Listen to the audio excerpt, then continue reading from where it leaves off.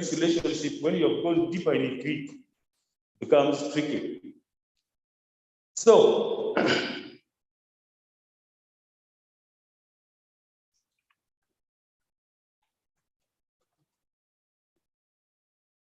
origin of sex. I'm summarizing. In fact, I'm hurrying. Relationship, when we talk about opposite sex relationship, we are talking about sex already.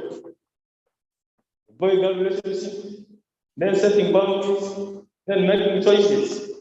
Now, when we look at sex, this is God's design. Sex was created by God. It was designed by God. That means when you involve in sexual activities, you don't have any problem with that, because that is God's design. So the origin of sex comes from God Himself. After creating the animal, birds, fish, and all other animals on the earth, on the sixth day, God created man. This is what the Bible is saying. And Adam was to name all the other animals. But the Bible tells us, if you read Genesis chapter 2, verse 24 to 20 to 22, says there was none found a helper suitable for him.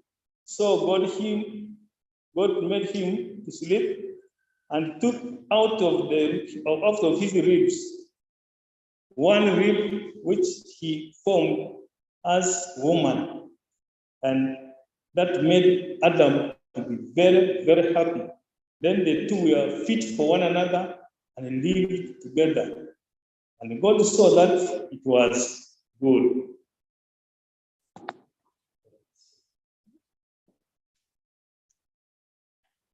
So Genesis 2:24. For this reason, a man shall leave his mother and father and cleave to his wife, and the two shall become one flesh. If you are grown up, you're supposed to leave your father and your mother and become one flesh married.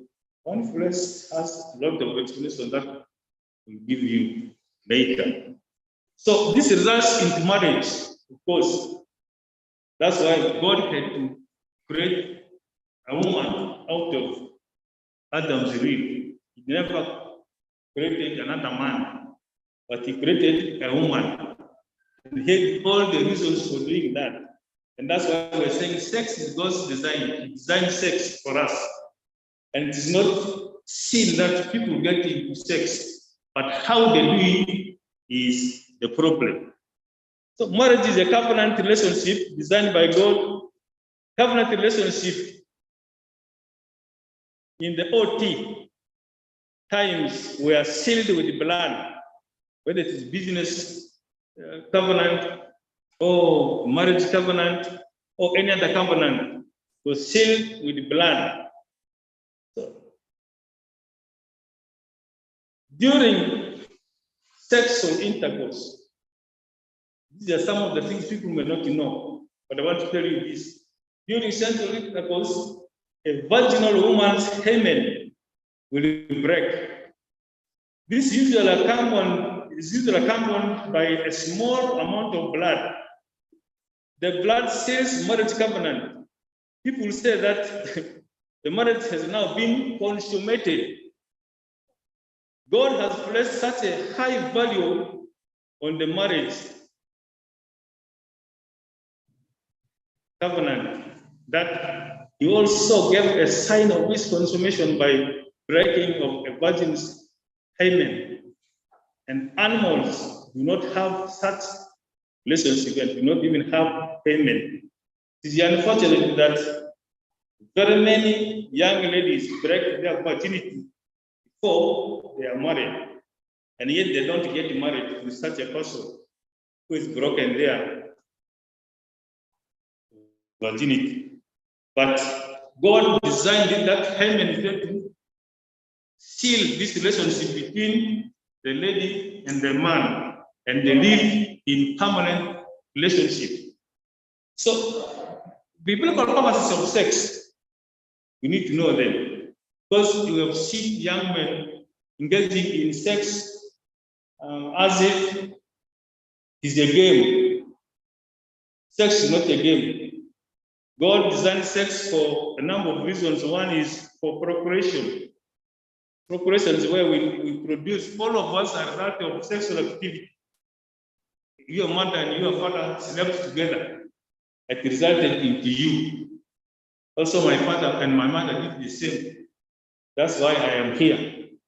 Procreation, production of children. That's the biggest, the most important reason why God designed sex. Two is for consummation of and unity and pleasure. The pleasure is supposed to be within marriage circles, marriage bound. Because if you ask somebody if you're not married, how do you have pleasure in sex? Because you may do it in a hurry, you may do it in a place that's not really good for you to sleep.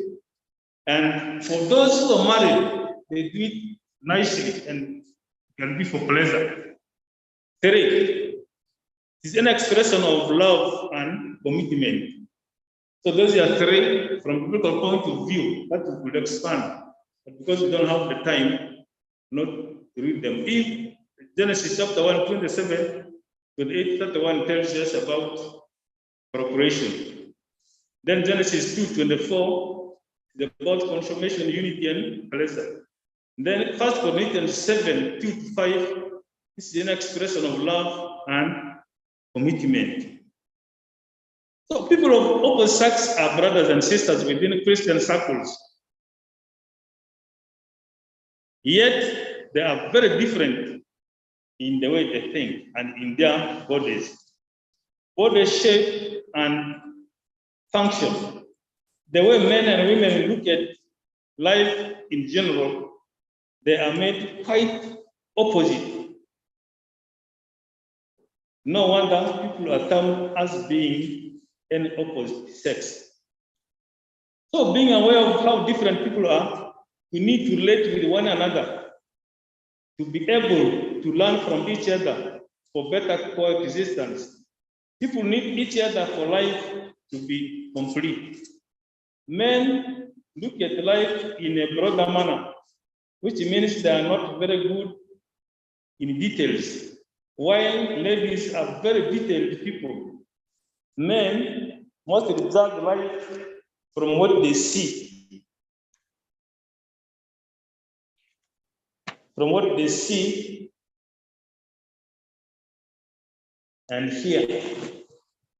While women work for long hours better than men, while men can lift heavy things better than women. There are many more differences and unless people understand each other, they shall have a lot of conflicts in life since people have to live with each other. So, when we talk now about friendship, what factors lead you to choose the right friend? What are those factors? Now, in the Bible, when Abraham asked Eliezer, his servant, to go and look for a wife for his son, the qualities were not given.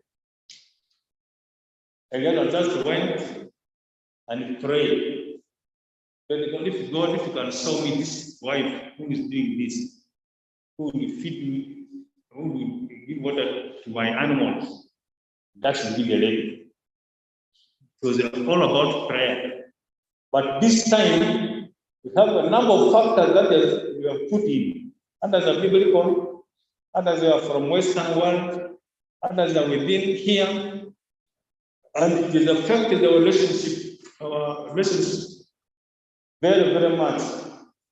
So some of the things that we put in place as we are making that relationship, having boyfriend relationship, one key thing people look at is physical beauty.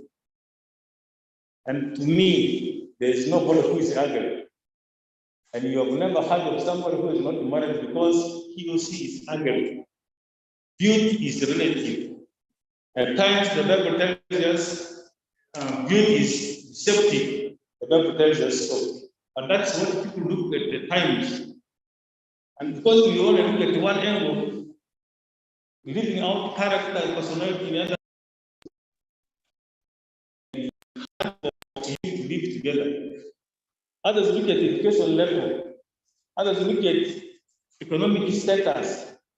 Others look at tribe, religion, age, and so on and so on. But a friendship, a platonic relationship with no strings attached, is the best learning environment for opposite sex relationship. That's very key. If you want to learn, if you want to get the right person, you must make friends without any strings at all attached. That is the best time you will study a young lady or a young man. The moment the strings attached, people change their behavior. They begin to do things in a different way. Even if somebody has been dressing shabbily, he will begin to dress well. But before strings attached, you will learn this person very, very well.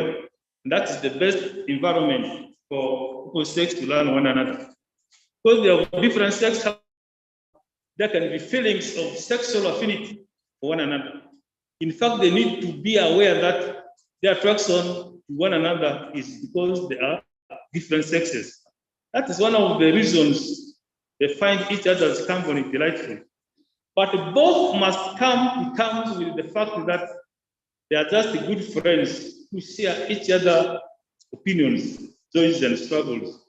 They should define this each other so clearly. One can also be helped to do this by having many friends, but not specializing on one. People always, there is that misunderstanding that you can have many friends. Many friends in terms of not having strings already attached, but you can have very many friends who are, that's normal friends, who are girls for a boy. And for a girl, very many normal friends who are boys. Now, when you have them, you are there to study their behavior. Whatever you want, qualities that you think can befit you when you want to marry. But there are those who go ahead and begin a courtship. In courtship, they build very many relationships and have a number of friends. There you have gone wrong already. So, if any of the two should sense that the friendship is moving beyond the good friend level, then the wise thing is to do is to end the relationship. So the emotions will follow. People should always remember friendship is a choice and a commitment. So let us come to dating. Dating and courtship, those are two key words I want to talk about this evening. We started a relationship, setting boundaries, having the right choices, probably. It may not be easy to have the right choice. How do you get the right choice? Is only when you have that normal relationship without strings attached. You study yourself, maybe in school, maybe in choir, maybe just in the church, wherever you are gathered, you can build those relationships. For you to study, to learn, to find out who can be suitable for you without declaring to this person that you have interest in him or her. So dating is a means to find out what kind of people are complementary, that complement one another, with whom they are spiritually and emotionally compatible. They can flow together well, spiritually and emotionally. It is a training ground for courtship. When people date, they have the freedom to say at any time, this isn't working out, and end the relationship. Both sides have the same freedom. When you are dating, you have the freedom after something can relationship end. So dating is not a place for young, injured souls to find healing. The healing can be best found in non-romantic areas, counseling, same-sex friendship, or support groups, and so on and so on. But many people want to learn to love in a relationship or to be loved. This is starting to climb a tree from its branches. Quite often, this individual, after a few months, comes out more injured than when he or she went in. So people can feel let down or used. This is not a dating problem. The problem in understanding the purpose of dating. So where, in fact, very many of us, purpose of dating is not clear. Learning one another, finding whether this one is compatible. This is a complementary, this can support, we can flow together. That is time for you to learn. Now, what is the key in during dating is this person suitable? Is this lady suitable for me? Is this boy suitable for me? Leave alone those other factors that may attract him or her to you. But there are a number of things that will be either make you flow well with this partner or not. So the end goal of dating is generally to decide sooner or later whom to marry. That's why we do dating. But ignorance on one another's boundaries is one of the most blatant red flags to poor health of dating relationship. There's a need of truth-telling during dating, communication about feelings in dating, which does not mean communicating what one thinks about the other partner, but how the other partner makes them feel. How this partner makes you feel is what you communicate. Not that you're talking about how you're feeling about this person, how you feel about this person, and how this person feels about you. These are two different things. So in dating, the partner must know the purpose is to find that person who is suitable for you. It takes time, it requires patience, it requires time. And this during this time, we are supposed to be tell the truth. You should be who you are. Don't pretend. The people who pretend, then when the truth is found later, it becomes tricky. That is dating. This takes us to who is right.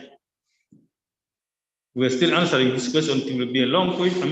The answer may be very, very long.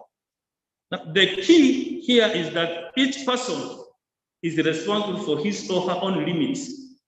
That one we had already talked about. Now, taking the responsibility for someone's anger or disappointment by giving in to that person's demand destroys love in a relationship.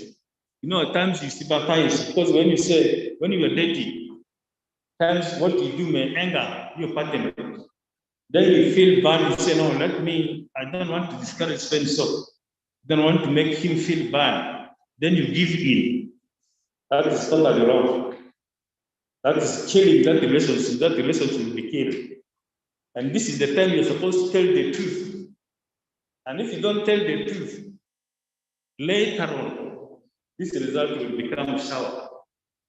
So please, in relationship, you must tell the truth and don't sympathize with your friend. Don't sit there, don't think that you want to take responsibility for somebody's anger or disappointment. Let this person get disappointed so that which things make him angry, which things make her angry, how he gets disappointed with which things. That will help you to understand instead of saying, I want to sympathize. So dating is all about that. And it's at this level that at times we make a lot of mistakes.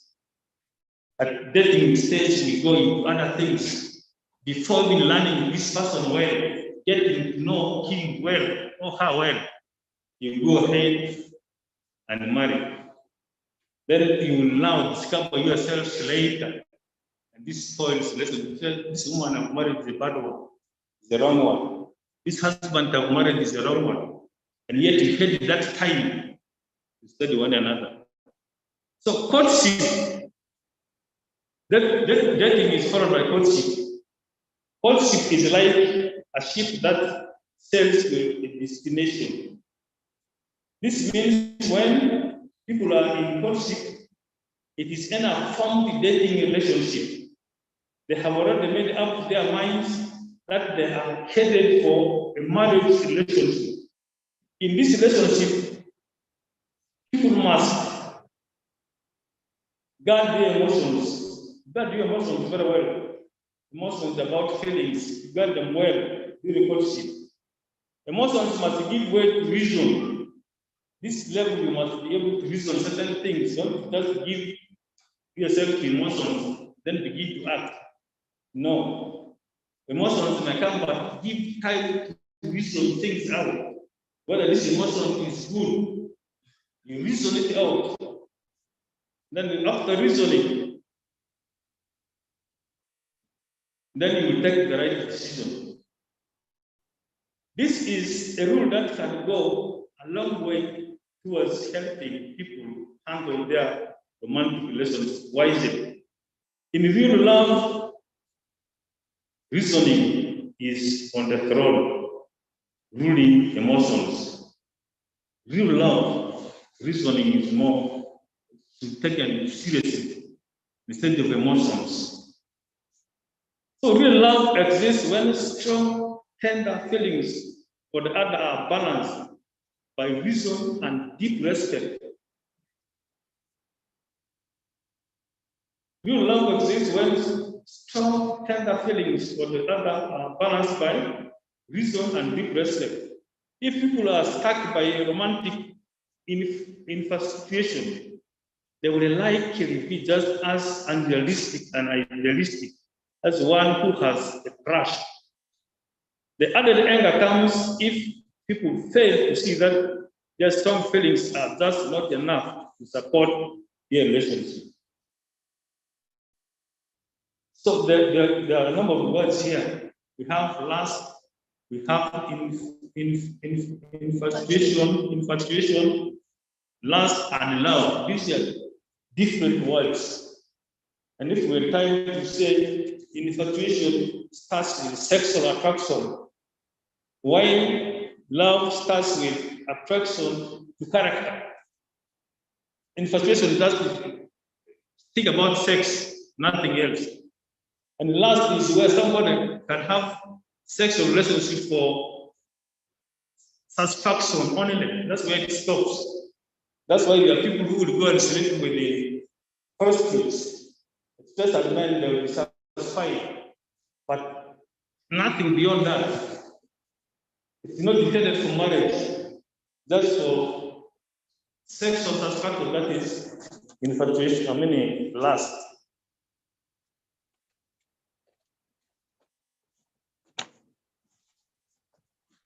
So lust does not wait because it is selfish in one's immediate significance of it. It is impatient. It boasts. It is rude. You can read that in the book. True love is this and that. That is verse Colossians chapter 1.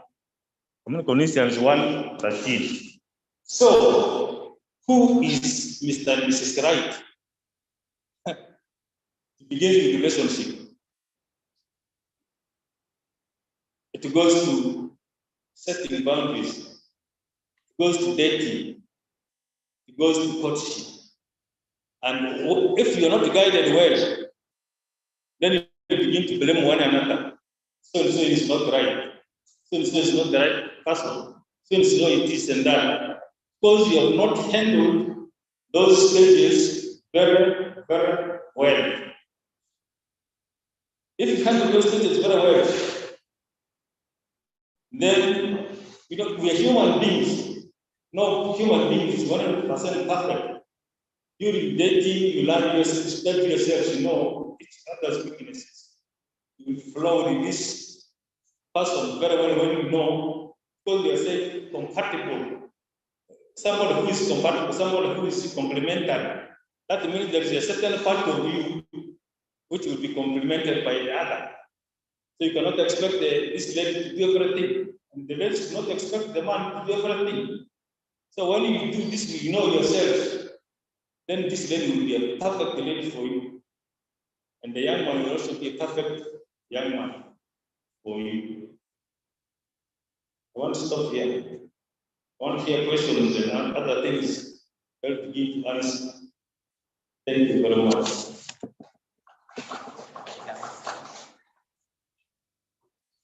Thank you so much for that brilliant presentation by our speaker, Reverend.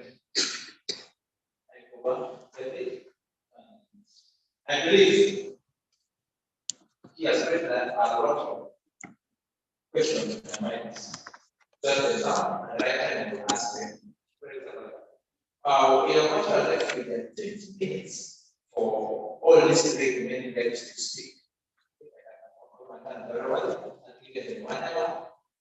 Fortunately, we have 20 minutes, and then the two will share the 20 minutes. So I will, as we discussed, keep repeating and praise the Lord. And 50, okay, 10%, and okay, my discussion for people here. Praise the Lord.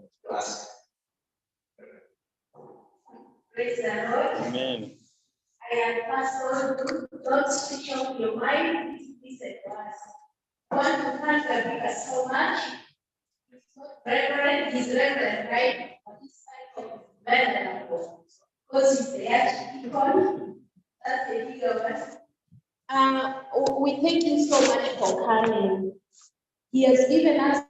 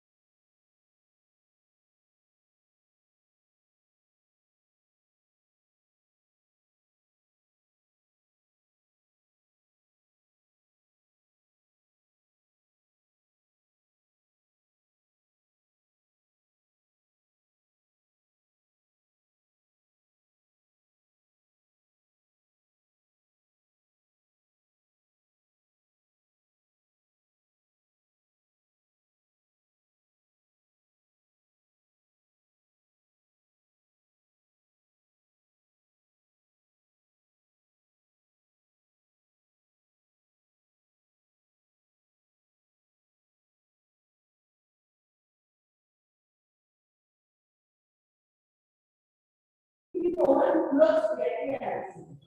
Because the requirement the people have left their virginity behind. But this is consummate marriage.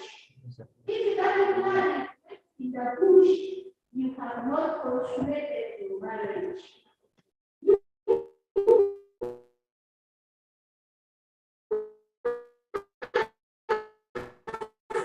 Your friends, are you still a virgin of the dogs? Please put your knee down. Mr. Right, Mrs. Right, somebody who is not a virgin is not the right person. Because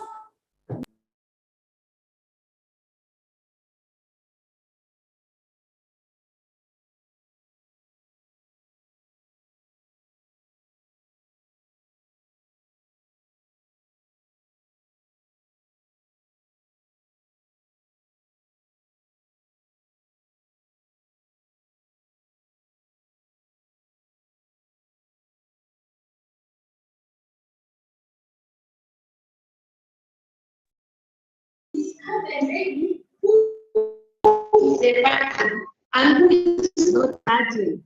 But it's also very easy to discover a man who is a virgin. If you're getting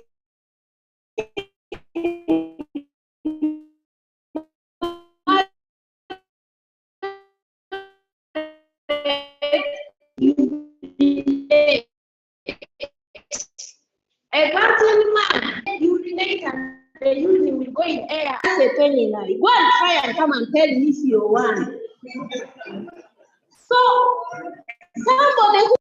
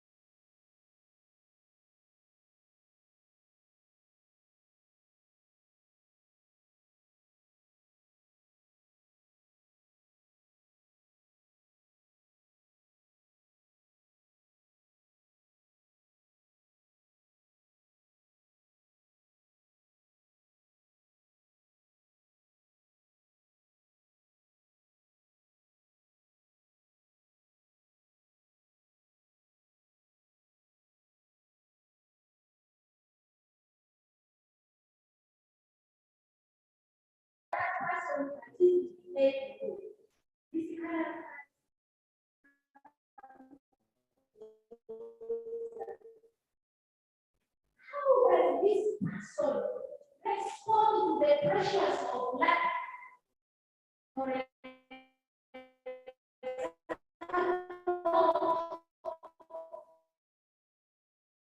you have asked this question,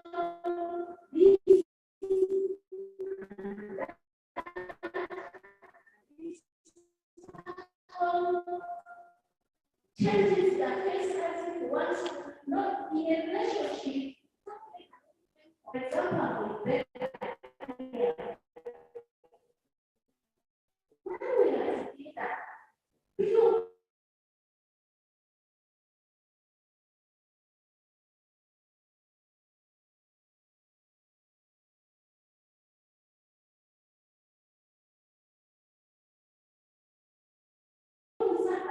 why this person right most? Should you allow touching your beards, touching their time to check what's on them? Because this person will question. Those are high office she wants to know. Who is playing with this purchase? She wants parts which are sexy. We need to put a question mark for it, especially if you know your capacity is not going to handle her every time, every hour. You have started thinking what driving capacity. There are many who are not women every day. They need to sleep. They need to rest. There are women who are sleeping in the night.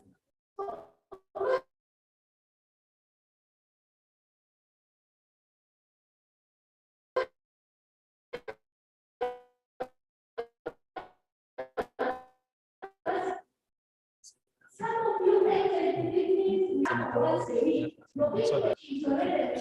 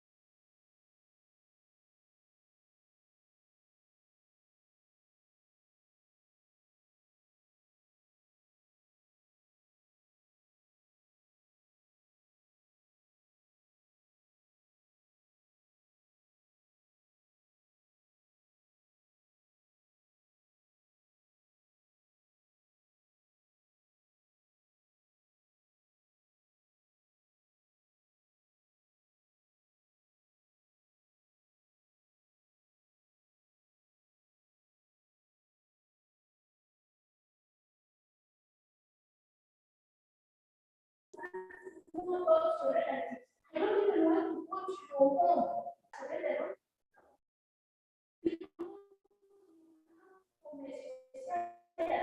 You come from a community. If you're going to marry, you're not going to marry for yourself alone. You are going to marry, at least there are going to be people in your life.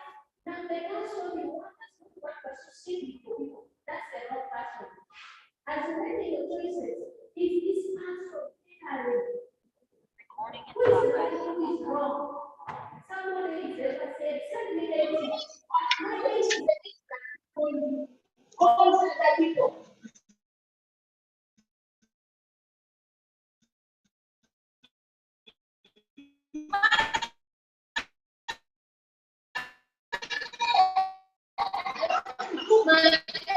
Until you do your hair, because people are 60.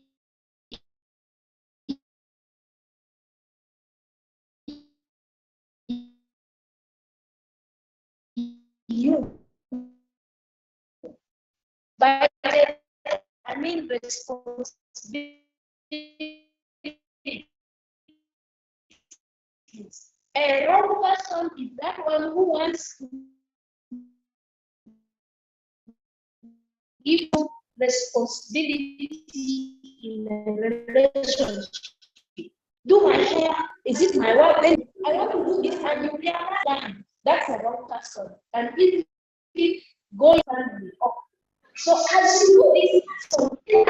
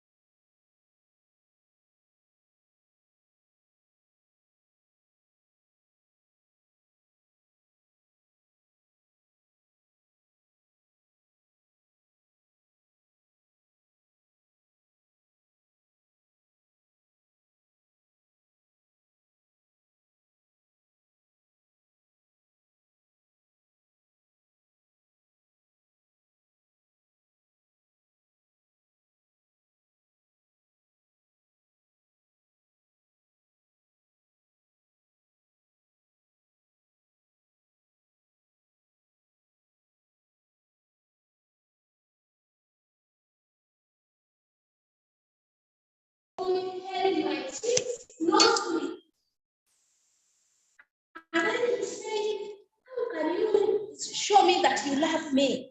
And he started sweating and he started breathing hotly. I said, am I safe? And we were getting close to the eucalyptus tree as we were going to school.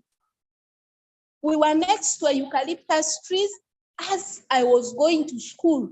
The boy said, let me sit down. My body is aching. I am about to collapse. I didn't know what was happening.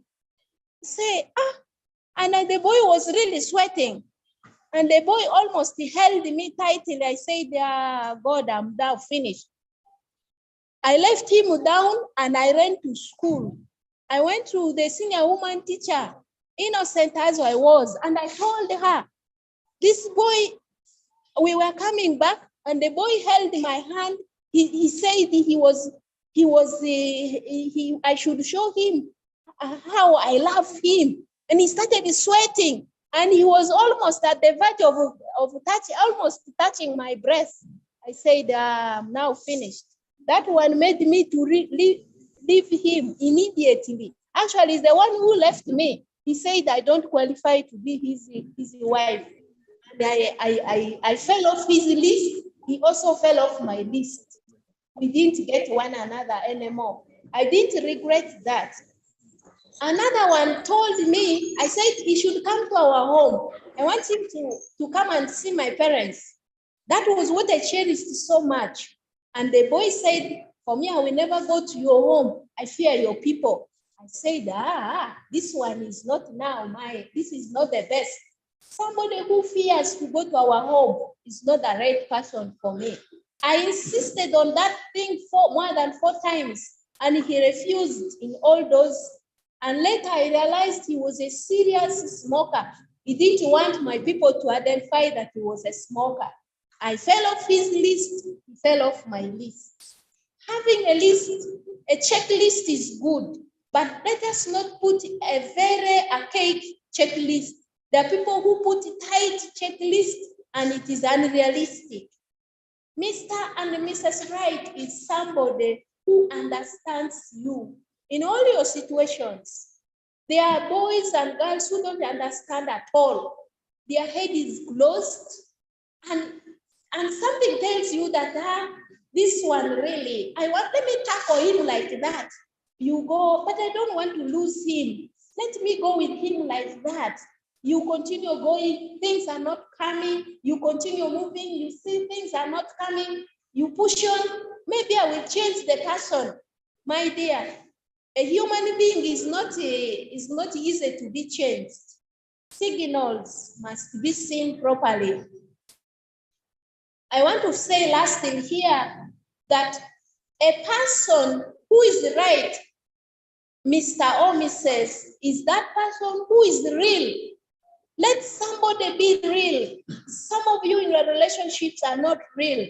You put on masks, and this person gets attracted to those masks. Once the masks are removed, the person got attracted to masks. It is not you. Be yourself. If you are a poor person still looking for money, you be poor person. Don't go and borrow money from friends for the sake of fulfilling what your friend has asked you.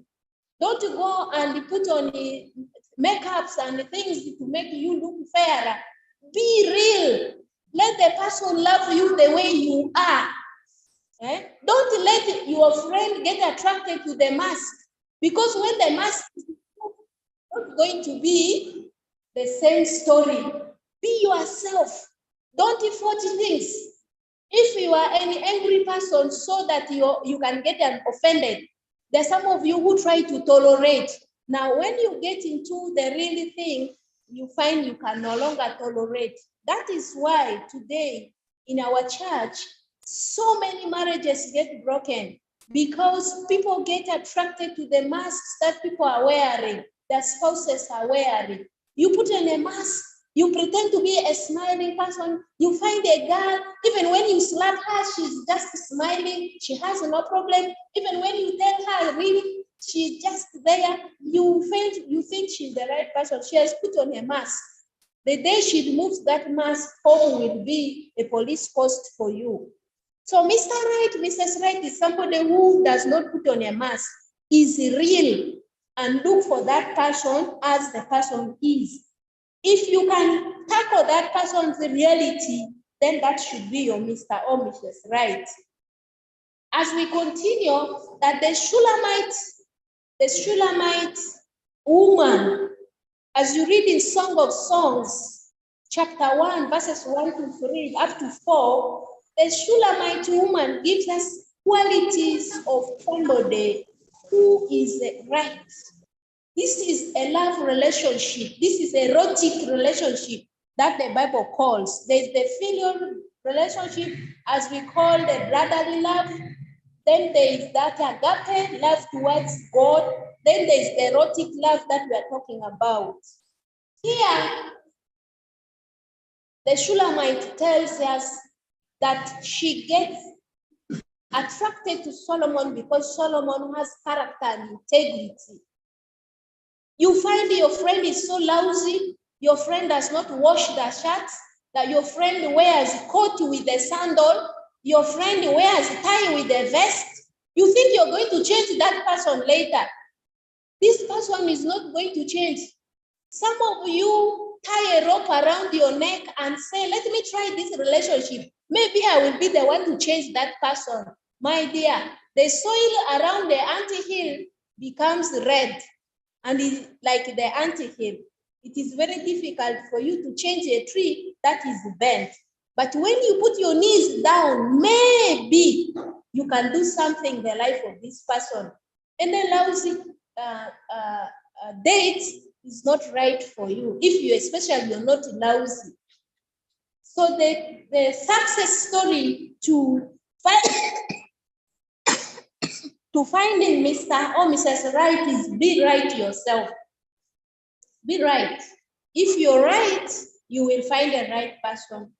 If you are wrong, you will also find a wrong person because you will be attracted towards that way. Make yourself right first. Say, God, I want to be a good husband first. Don't say, God, I want a good woman when you're a bad husband. Make yourself a good man first. Make yourself a good wife first. Who is Mr. Mrs. Right?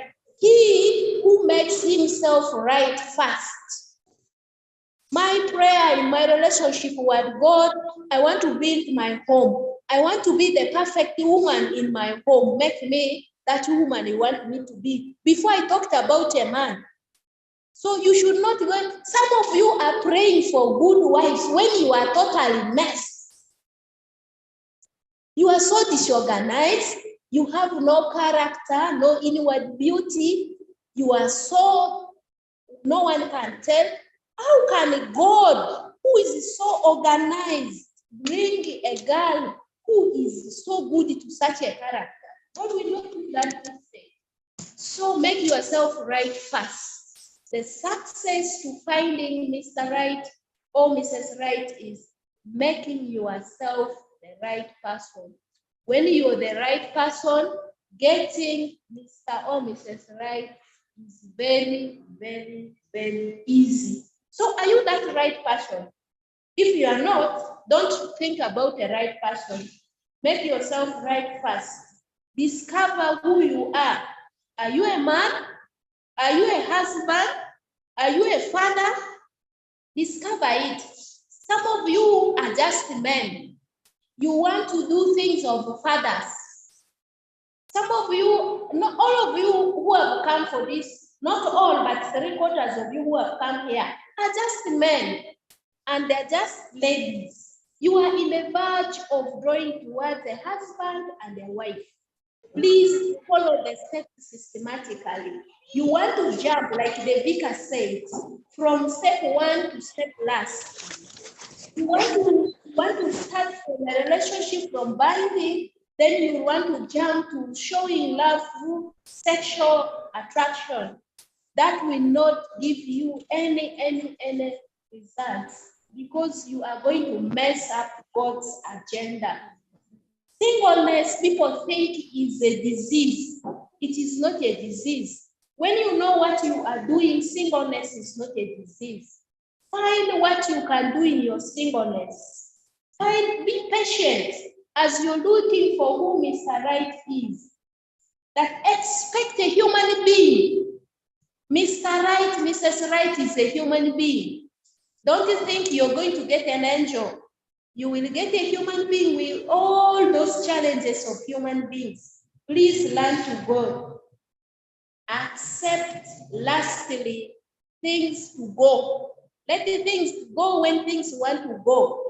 If a boy wants to jilt you, say my door is open, you can leave my house and go. If a girl wants to leave you, say thank you, praise the Lord, you can leave my house.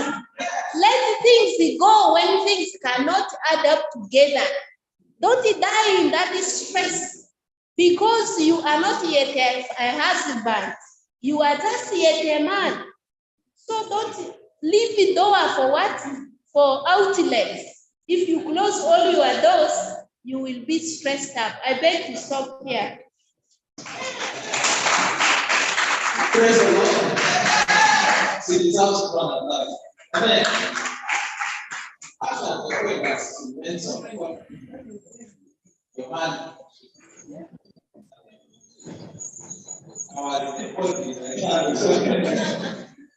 So let's give an example. We don't take it serious, so let's give an example. Okay, thank you. My time is virtually up, praise the Lord. But not end. Amen. Not end. It's our youth pastor and minister were there. Instead of things to discuss with us, praise the Lord. And I will be unfair and I'll be unjust if I don't give them the opportunities. Praise the Lord.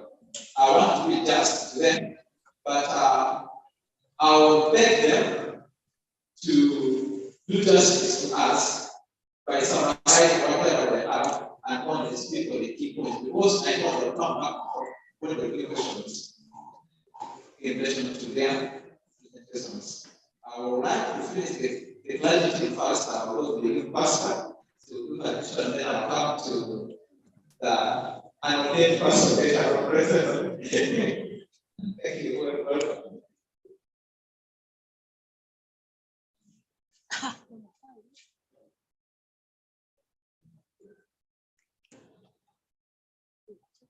Praise the Lord.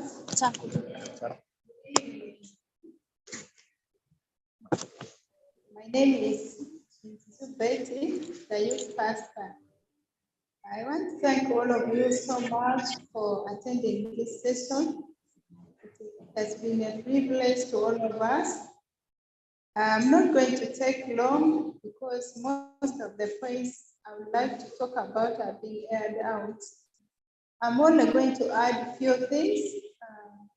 One is that who is Mr. Right and Mrs. Right? To me, I will look at culture as well. When you think of marrying or you think of building a relationship, it's necessary also to consider where your Mr. or your Mrs. Right is coming from. Knowing much about the culture can give you way out, because many have ever entered into relationships which ended into marriage, and things of culture made it to be broken. So to me, knowing your spouse to be culture and learning it and agreeing about how to go about it can also be of good measures. Secondly, my colleagues have already talked about socioeconomics. This has been so common in our days. Most times we look at how rich somebody is, and some of us seems to be so lazy that we can't earn anything. We can't work so that we can provide for ourselves, and that is why we go around looking for money from people and losing ourselves to sex and many other things.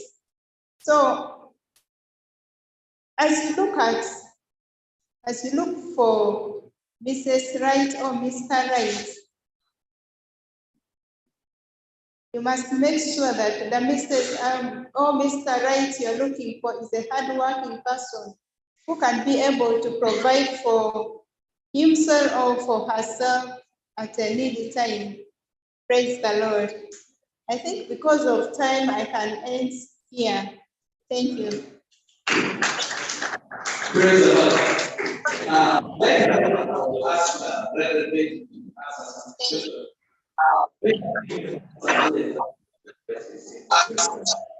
So, our last thing is to answer a question. If you are prepared, right for independent and for the and if I ask question, they say, break the Lord. But if I can't handle that at the right time, it's going to be. Yeah, okay, thank you very much. A story is told of a gentleman who actually didn't know what he wanted, maybe, but instead asked God to choose for him a lady. The guy, I think he tried everything. It was not working. So he says to tell God, God, today I'm going to be in the church and I will sit on the last pew. So the lady who comes in and I'll have my collar up, raised up like this. So the girl who comes to put down my collar is the one I know. So the guy comes and sits at the last pew and he's waiting. Ladies are coming and passing. He's seeing beautiful girls. So a lady comes and says, "Oh brother, you have the collar raised up. Can I help put it down?" And when the guy turns and looks at the lady, he sees a lame girl. The guy says, "God, this is not the one I asked for." He changed his mind, said, "God, this is not the one I asked for." And you know what that means?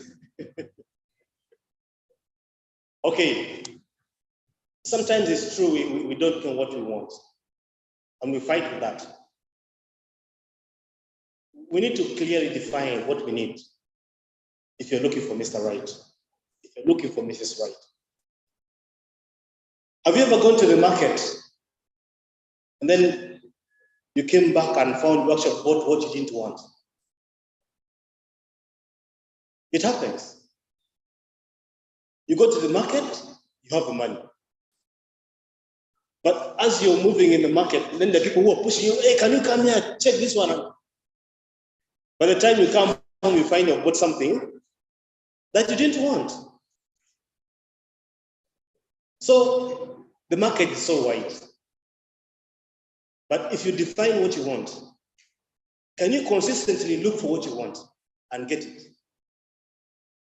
Or you can be derailed along the way while looking for what you actually have defined. Reverend Sally said, you need to have some weighing marks. At least if you get 80%, you can say, yes, I am there. In the age of today,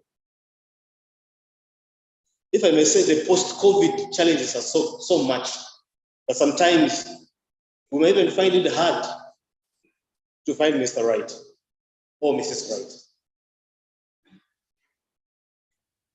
Now, if you look at what people are doing, it can make you think that maybe there is no possibility of getting Mr. Right or Mrs. Right.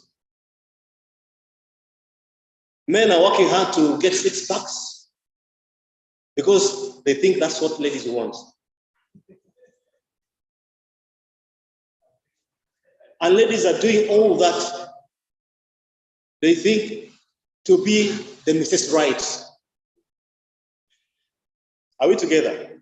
There's quite a lot running around. But what is it that you are going to define for yourself? For Mrs. Right and Mr. Right? Physical looks are okay.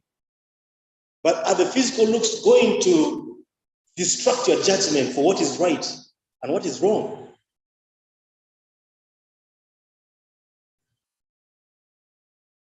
I met my first girlfriend. We started talking. Within 1 week, she wrote a letter to me and said, I think we're too young.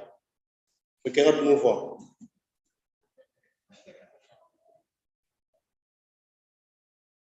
Maybe she knew what she wanted. She wanted a man who is elderly. Maybe, okay? Yeah, she said, we're too young, we cannot move on. I think I must leave. And we parted ways anyway. But now there is this lady I also meet. Physically, I see she looks okay. But then, when I look at her face, I'm asking myself, is this the right girl? Because when I look at her from here downwards, I see, yeah, this is the girl. But when I look at her face, I'm asking questions. Are you sure? My mind is asking so many questions. I don't know whether you guys you fall in that kind of.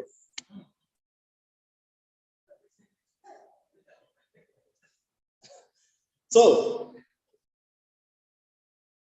the physical issues play a lot of games in this. But like I said, will your physical attraction to someone distort your judgment for whether this person is right or wrong? Sometimes you meet with people who cannot argue with you, who cannot present a case. You have a girlfriend who cannot discuss with you. Is that what you want? You have a boyfriend who cannot put a case on the table and argue it rightly. Is that Mr. Right? So intellectual compatibility sometimes is an issue.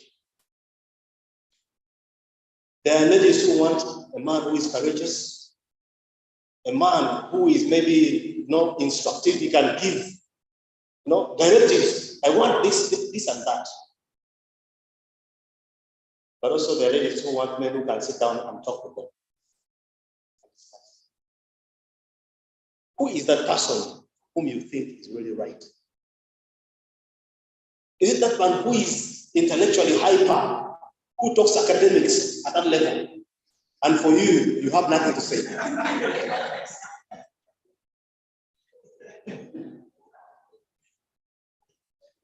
You need someone who is going to match with you intellectually, not so. You need someone who can discuss at your level. You can understand each other. Someone who can partner with you. Someone who can speak the language you understand, and you can be able to respond. Not so. Then we need to sometimes move beyond our comfort zones. Guys, sometimes we think the people whom we are going to find right is within here. No. Sometimes the people who are right for us are not here. Are we together? Don't fix yourself here. Look beyond. So don't fix yourself and think it is just here that I'm going to find Mr. or Mrs. Right. You know, sometimes they say that when you eat in your mother's house, you think your mother is the best cook. But when you step aside, outside there, you will try to eat something and say, oh, there are some better cooks. So don't confine yourself. Try to move out. Explore in a healthy manner. Explore other opportunities where you can be able to find Mr. or Mrs. Right. I wouldn't want to say so many things. I know we have time to discuss.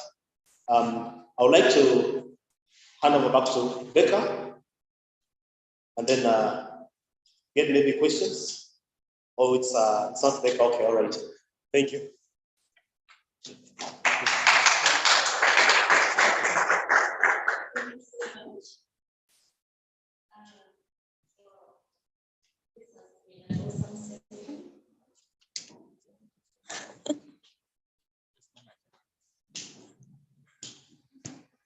Okay, I hope by now you already have a picture of who your Mr. or Mrs. Wright is, especially Arnold, who has never had one.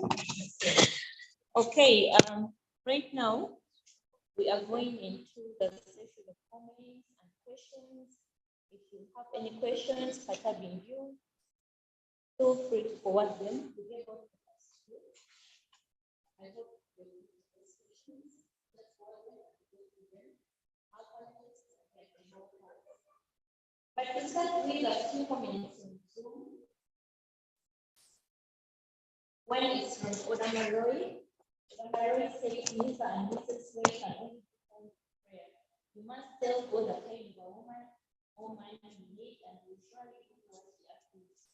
A good example is how Rebecca was identified as a wife for Isaac. A common mistake that many unmarried people do is to find a girlfriend or a boyfriend and force God to approve it. When he says no, it will surely be painful. As a Christian, it's not good to enter a relationship like an unbeliever. Once you are already in a relationship, it is in most cases hard to believe that you are in a wrong relationship. And if the people who are outside can clearly see and agree, love is blind. Trust me, when you get married to the wrong partner, it won't take long to realize that you are married to the wrong partner. That's from Roy in Zoom. And then from Caesar Gaza says, Mr. and Mrs. Right is there for everyone, so long as you allow God to direct you. That is why prayer is key. Don't go for physical beauty, go for character. Don't go for fulfillment of lust, go for love. People find a woman, find it a good thing and obtain the favor from the Lord. So go for a wife, not just a mere girlfriend. Thank you so much for those comments on Zoom. If you have any questions and you're online, you can forward it. And those attending live here, please forward your questions. You can just raise up your hand if you're bold enough. If you're not so bold to get out the slides, catered for all of you. Anyone with a question?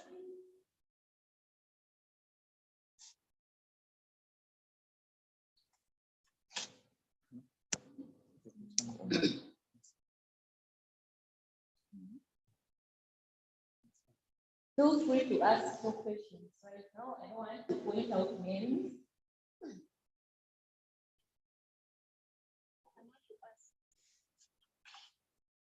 We can now ask you instead because you don't want to ask that.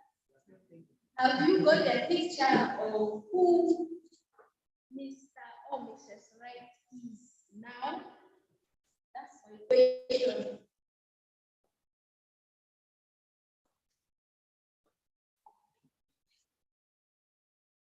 She expects an answer from you.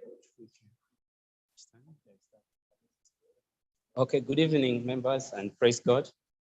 Yeah, my question is quite robust, and it goes beyond finding Mr. and Mrs. Right, because I understand all this is talking about marriage in the bigger context. My question has to do with like assessing the influence of church on culture and culture on church vis-a-vis. And also it goes to assess the position of church, the institutional church on marriage. And my question is, why does church not honor traditional marriage as marriage, ideally? Maybe a background a little bit, because we live in a culture where today traditional marriage is not so much valued or considered important as marriage itself. In church, it is considered maybe one level to marriage in church. I've heard it been saying traditional marriage is engagement, but I studied SST, I understand there are 3 types of marriages: church, government, tradition. So my point is, why is it that traditional marriage is not recognized or honored. It can be recognized but not honored so much by the church itself. Why do I say that? Because in the Bible, I've tried to survey Genesis when Eve was presented to Adam, and then the scripture that says a man shall leave his father and mother and vis-a-vis. Also, I look through the Abrahamic lineage, Israel, even the New Testament, marriage. Jesus attended a wedding at Canaan, the apostolic, the first church. I didn't see marriage happening in church so much.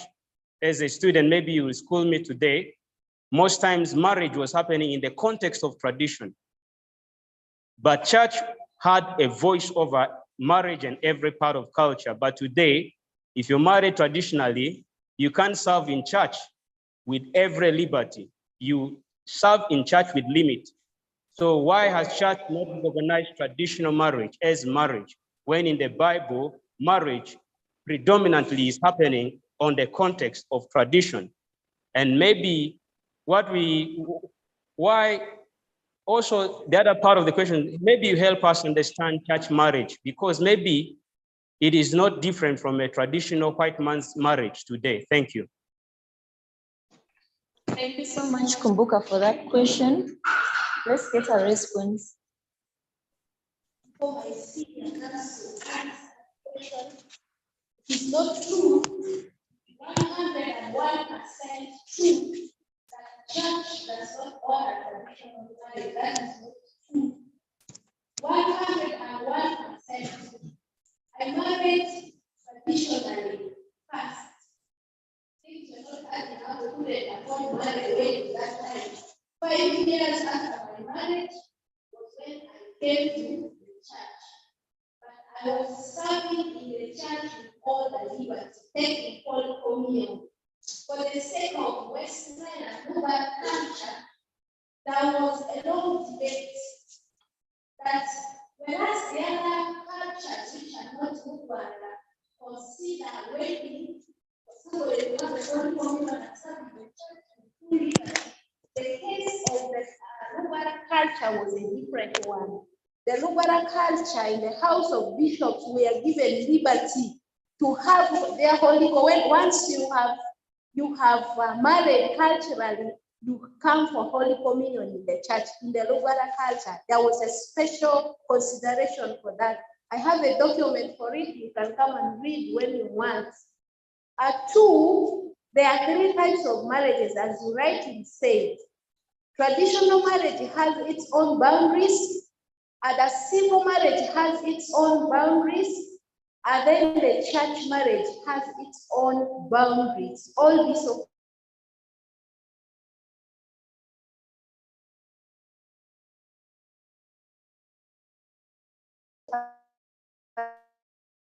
one from that culture of the one. We don't take away your culture from you when you come to church. We see you because all of us are ready in our culture in the church.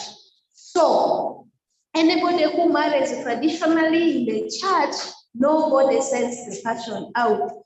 But we emphasize, it's like marketing. We have 3 products. You go for product B. When product A is here, we say no. Product A is here, come for product 1. But if you have product B, nobody condemns you because you have the choice. Thank you. And Sally, you've answered well. The church in which I serve does not say that traditional marriage is totally banned. What the church is doing is at times in opposition to what traditional marriage does, tradition does. Like now in traditional marriage, polygamy can be allowed. The fact that there is a childless marriage, tradition will say get another one. Also, divorce can easily be allowed for reasons that is known best to the culture in which this marriage is being held. But what the church is doing is, once these two persons have come together, the Bible says, what God has joined, let no man separate. That's the way the difference is. And quite often, people who are traditionally married are allowed, at times we simply ask the lady or the husband, do you have a consent letter from the parents that will allow you to partake of the Holy Communion? Don't ask for whether you are wedded or not. But if you want your marriage to be binding for life, no, things can come. Sometimes these men can change their mind and say, no, I think this is not the right choice for me. After spending time with this lady for some time, they can say, let me get a new one. Let me get a younger one. Even it may be the same for women. So we want, the church is guarding against that this marriage must be permanent one. Despite the circumstances in which now you find yourself later. I think that's where the difference is. But otherwise, the church doesn't say that traditional marriage is totally bad. But there are some practices in traditional marriage which do not agree with the principles of the church. Thank you.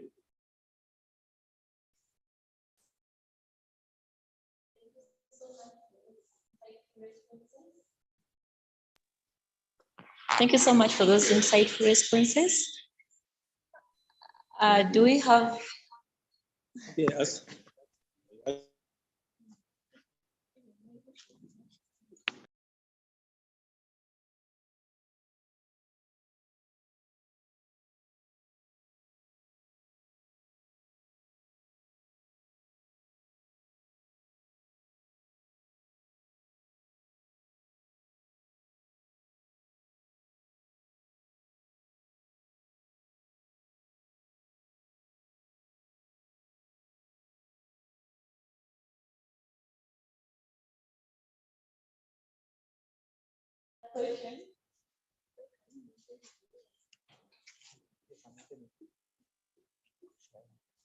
Another response?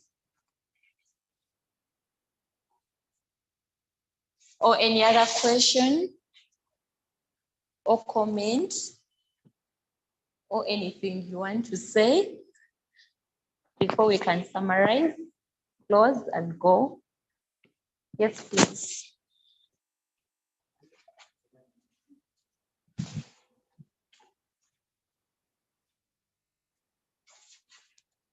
Thank you for the good presentation. My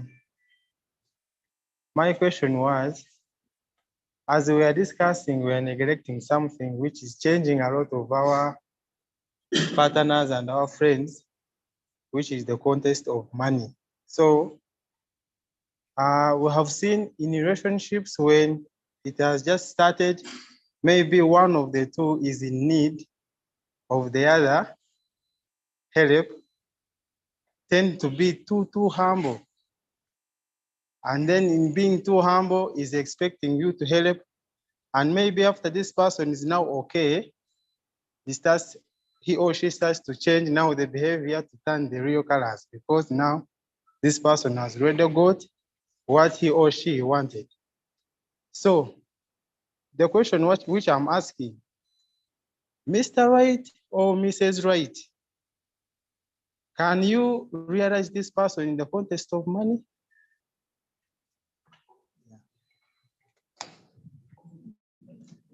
Thank you so much.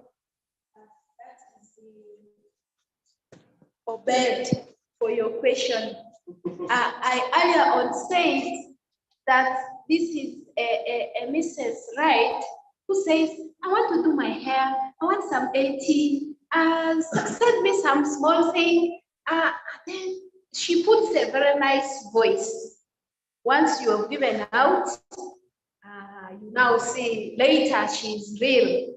Then you know she's not Mrs. Right. I had earlier on said it. those petty characters give us a clue to who is Mr. and Mrs. Right. Somebody who disturbs you so much on issues of money. I said, in your relationship, let's assuming so much responsibility. Somebody who makes you take a lot of responsibility is the wrong person, because you are first a man. Later, you are going to be a husband.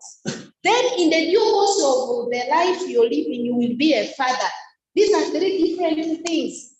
But some of you, as I talk now, are taking responsibilities of fathers in a relationship. You are paying school fees for your friends, uncles, that's there. That's the responsibility of a father. But you're not a father. Some of you are buying meat, buying dresses, that is the responsibility of a husband. Are you a husband? You are just a boyfriend, a man. So where do you belong in this case? If you are assuming a responsibility which is off the limit of a man and a boyfriend, that is not a Mr. and a Mrs. Right.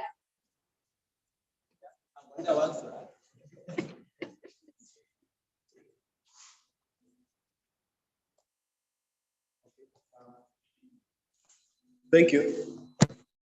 You know, money is very critical. When you begin to show money power, it's also something that can drive the relationship in the wrong direction. You know, when we come to a relationship, we all come to give, not to take away. So if two of you are working together and one is always wanting to take away, then there's a problem.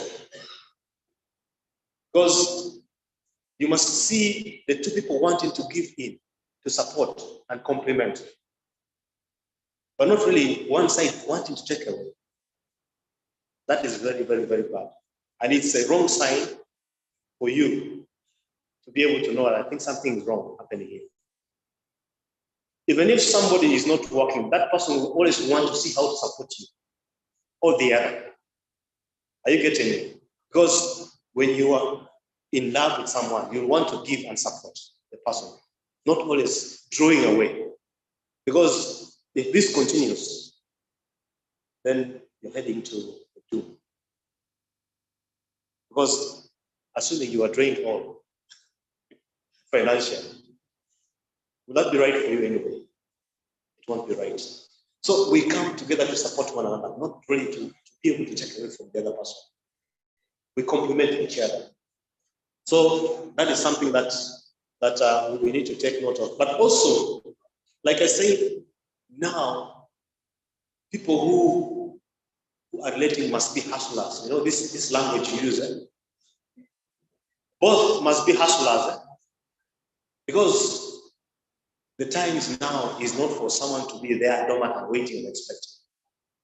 We must all go out and see how we can make things meet. I mean, how we can make ends meet. We must be having a life of hustling, wanting to make things done, not the right way, and being able to meet your needs, not waiting for someone to meet your needs. So I think these are some of the gauges that you can use to see if this person is right or not right. Thank you.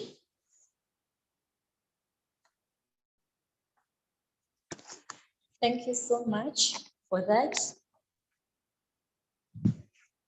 Both of you must be hustlers. That's one thing I picked from him. Yes, Dan. Thank you very much. Of course, I joined the group a little bit late. Some of the important aspects our fathers have given us, I did not get. What I'm just requesting is, I'm requesting you to summarize to us. Maybe I've come to know who is Mr. Right and Mrs. Right. Amen. And I just need a summary of what characters can I see in this person, and I know this is Mr. Right. Maybe I have a character. Maybe if she's not quarrelsome, or maybe if she supports me in everything, Oh, but what characters can I be able to see in this person, and I can easily be convinced that, how do you see that this is Mr. and Mrs. Right? Thank you. Thank you so much, Dan. I think Reverend Sally summarized about character, but yes, let's have. Just a few. One of the things we said was physique. You can look at physique and say, I think this is someone good. But then, aside that, as a Christian, there are a lot of things that we need to look at. He said, one, you must be prayerful, praying to know the best person for you. And you must be a person who is serving God. Deal with yourself, deal with the person next to you. Then, if someone is independent enough, okay, not someone who is dependent on some other person. You must have someone who is independent, loving and caring. Someone who loves you and you know is caring about you. Someone who is loyal and doesn't actually cheat. You know, there are people who say, I must have 1 or 2, 3 girlfriends around. Then I will select one, a man. You must have someone who is loyal and someone who doesn't cheat. Someone who is trustworthy and responsible. Someone who knows how to love and can take care of himself or herself. Someone who can confide in you and someone you can confide in. Someone who can appreciate you for who you are, is calm and patient with you. And this person must also be someone you can look up to as a role model in your life. These are a few of the characteristics that you can look at. Thank you. Thank you so much. That would be an answer. I have a question there.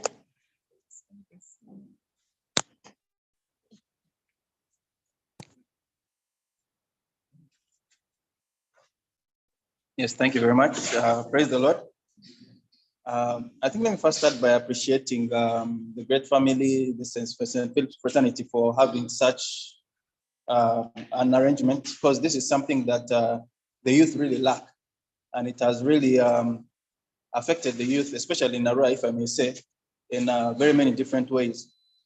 Now, I do have, I want to put emphasis on what my brother Kumbuka talked about, and then I'll make a comment and a question concerning the issue of responsibilities in a relationship, not even in marriage.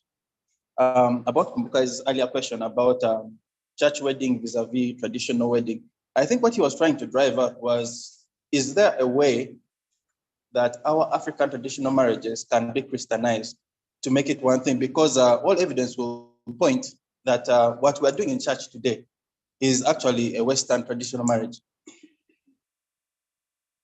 That is how they carried out their marriages. But for we as Africans, can the church find a way of influencing that if I want to go and marry my girlfriend the traditional way, is there a way it can be Christianized in some kind of form or made African in that kind of way? I think that is what he was trying to drive at. Because very many young men are running away from marriage because they look at going for first visit, going for intro, then there is a wedding. Why can't we just do one thing and make it Christian? I think that is where he was driving at. I hope I'm not wrong. But then my question about responsibilities is that very many people have put benchmarks for who their Mr. Right, Mrs. or Mr. Right should be. For example, I might say I want a woman who knows how to cook. I want a woman who knows how to wash clothes. I want a woman who knows how to care for a man. But the way you find out some of these things is by testing these women or men or young men by giving them certain responsibilities. For example, one day you might invite the lady home, present her with a chicken. Can you prepare this for me? But we have noticed that nowadays, I don't know what is influencing the young ladies and men. When the man or the guy asks the lady to do something, she says, what? I'm not your wife. I'm just your girlfriend. But then how do I know that you can be capable of handling wife responsibilities if you cannot show me right now? Then also the man, the old lady tells you, purposely calls you and says, maybe I'm sick, I'm in need. Can you care for me as a man would? So that I know that you're my Mr. Right. So there are those responsibilities, I think, that people used to test. So how would you advise a young girl who has now adopted this idea that since I'm your girlfriend, I do not have the need to perform wifely duties during our relationship. And because I'm a man, a young man, I do not have the responsibility to perform certain maybe husbandly duties during our relationship. How would you help such a couple? Thank you. Okay, before Sally says, no, I remember her saying that we should be willing to let go of certain things. Sometimes we are tied to doing certain things because you look at the person you will be in a relationship and you think you can't afford to lose this person. And you think that this is the only one I'm going to. And so you end up going into responsibilities, like Sally said, beyond what you're supposed to do in a relationship. So the moments that really we have to let go, not hold on to things that are going to let you be taken to that level where you find yourself like so desperate. You put yourself in a dire need. Are we together? So sometimes it's good to be able to let things go. We cannot be doing things because you just want to fix a problem and things should work when the other side is not working with you. I think for me, it's not going to be correct. Then the issue of traditional marriage and the church thing. But I think sometimes we don't define marriage and wedding very well. Wedding is actually, the start of the marriage in the other context. Okay? But marriage is a lifelong way of life for two people. Not so. So I think we should get these definitions very clear. That's what I just wanted also to highlight in these two issues, wedding and marriage. These are two different words that we should not put as one. Thank you.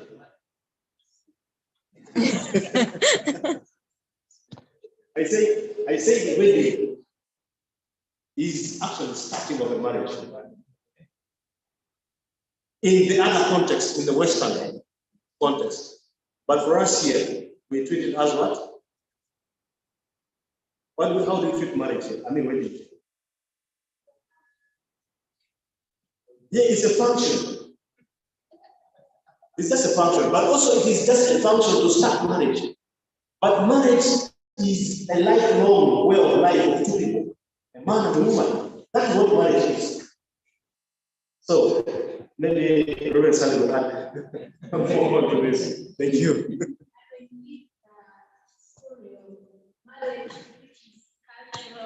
Marriage, which is church to the vicar, because he is here, he knows that better. Cultural marriage has its own issues. He says that when you marry culturally, culture can give you a room to annul your marriage anytime you wake up from sleep. You don't want this woman because she has not given you birth to boys. It can be okay with you to send her away culturally. The church is saying what God has put together, let no man put asunder. Whether she has children, whether she has boys, whether she's what, so long as you consummate that marriage, there is no business of annulling it. That's where the two extremes are. So you better choose one. You can choose cultural, we have no problem with you if you think you want to annul it anytime. The cultural people have their own perspectives, and then the church people have their own perspectives, but we will guide you better. I love the second question, which is about responsibility taking, and then testing. I love that word, testing. Testing is very good. I'm about to ask you, do you even test the bed? When you want to test whether she's a good woman, are you not going to test her in bed? No. Just to know she's a good woman or not? Now, testing.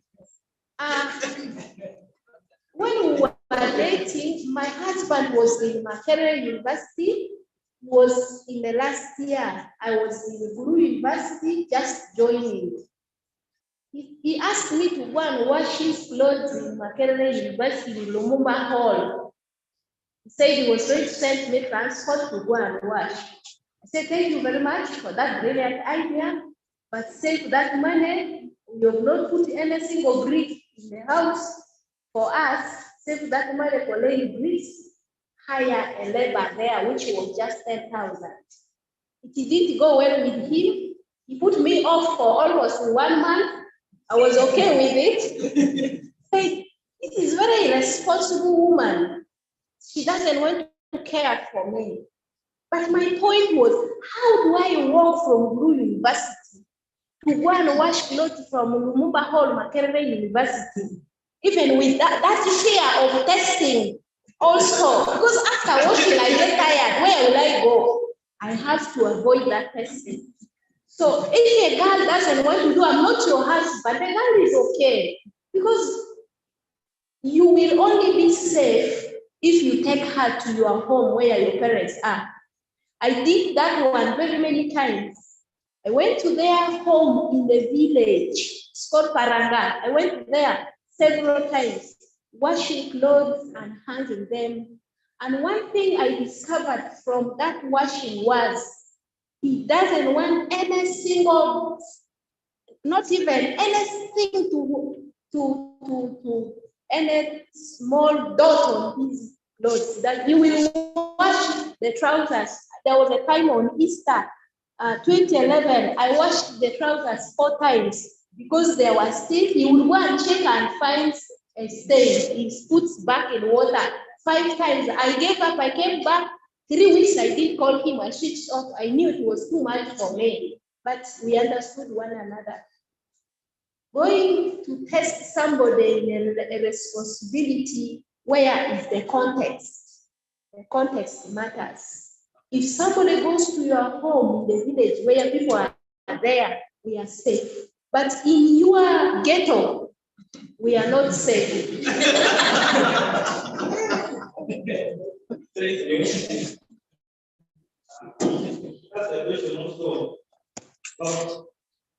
Why traditional marriage is not westernized, and why we should be having introductions and again weddings, all that. Introduction is not such design. This is not also being in our culture. Those who are country, to be honest, this has been borrowed. I don't know, we have been asking why people should spend a lot of introduction. Then again, later on, they want to be wedded in the church, spending twice. It's not initiated by the church. But again, when someone is married traditionally, the clergy or the church goes and blesses this wedding, marriage. We pray with the organized service, this has been done.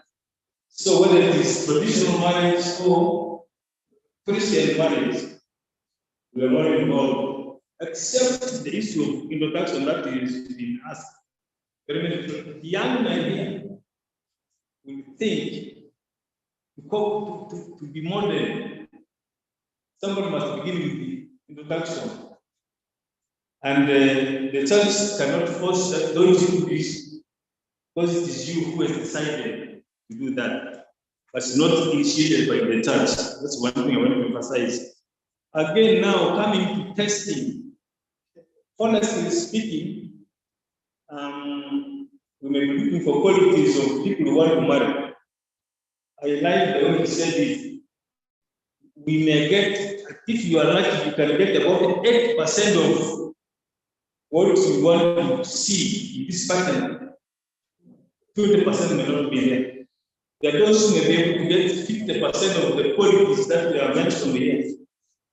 So that means the Bible is full of saying, bear with one another.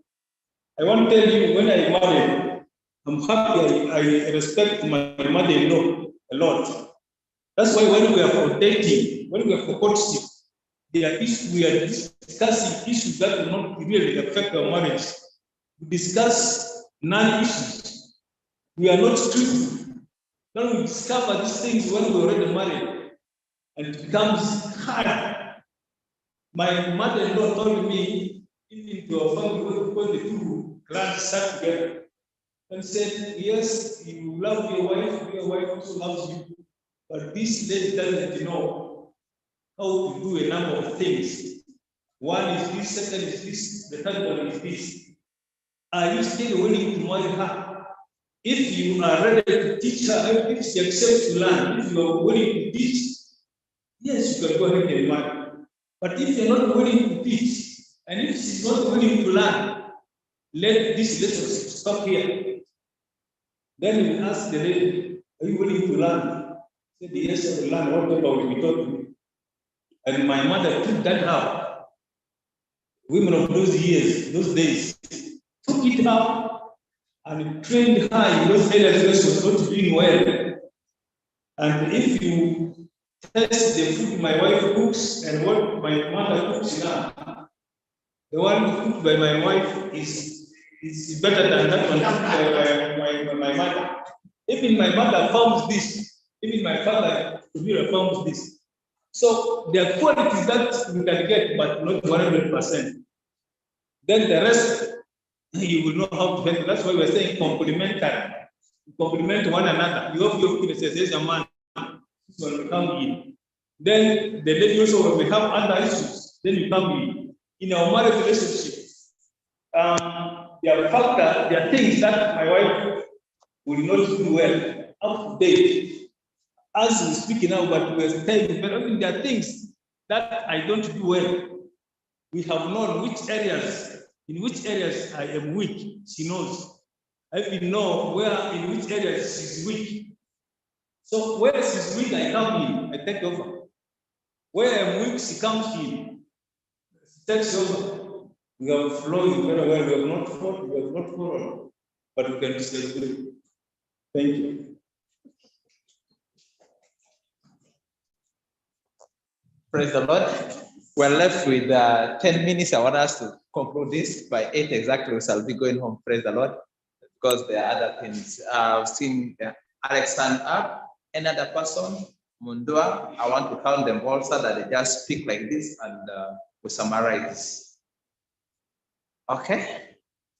I hope those who are asking questions, your answers. Okay, the answers they are given, they're nearer to what you were expecting. I can't say that they are perfect, but they're not expected. Thank you. Okay, thank you, Becca, very much. I made a plan this morning that I want to come for this meeting, but I have already got Mrs. Wright. And that is the reality. I am married. Somebody would ask, maybe why am I here? I now have two biological daughters, but some 3 other girls staying with me. I really see this issue of Mr. Wright and Mrs. Wright as a pressure on the side of the youth.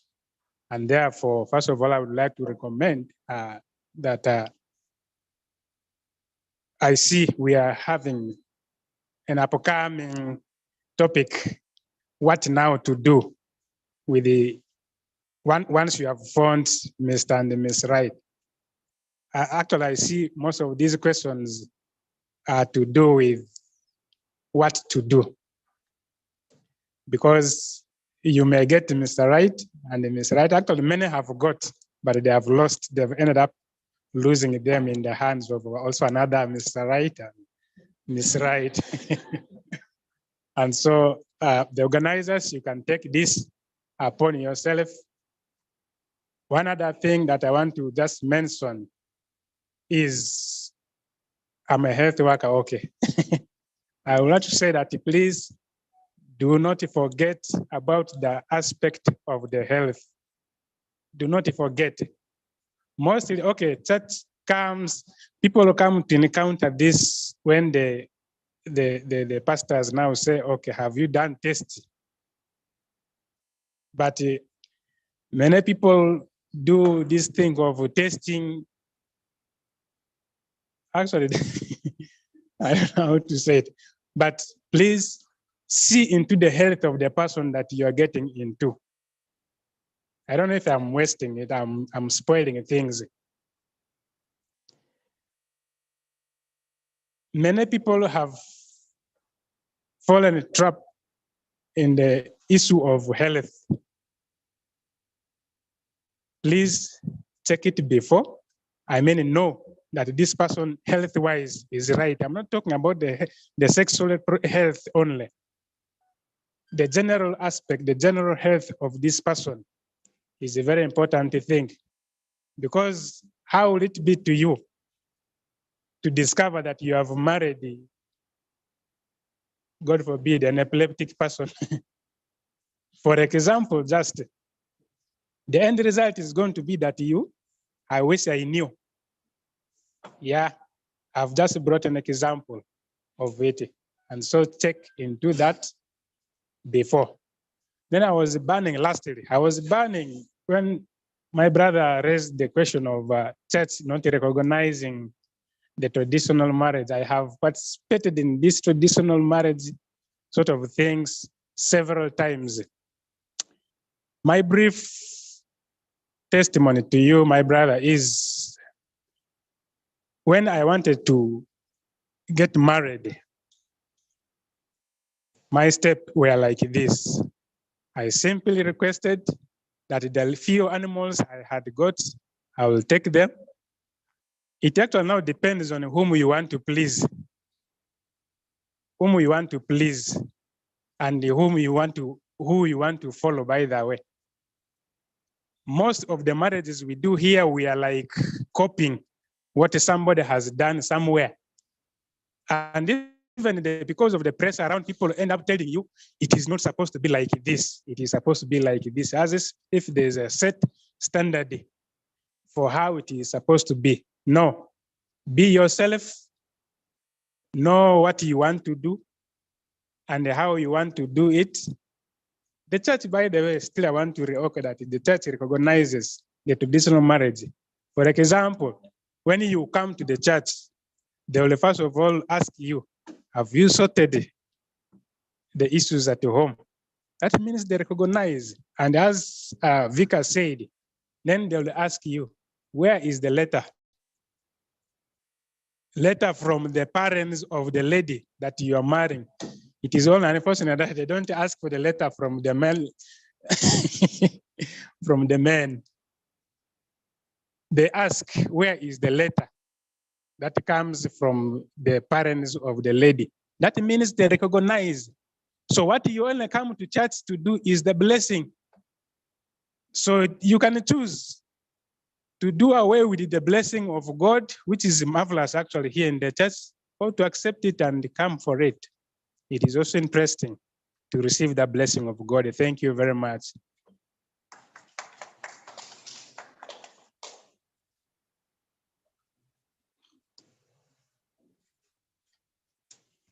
Thank you. As a come on, that is a question that I wanted to answer for this one. I have the power star.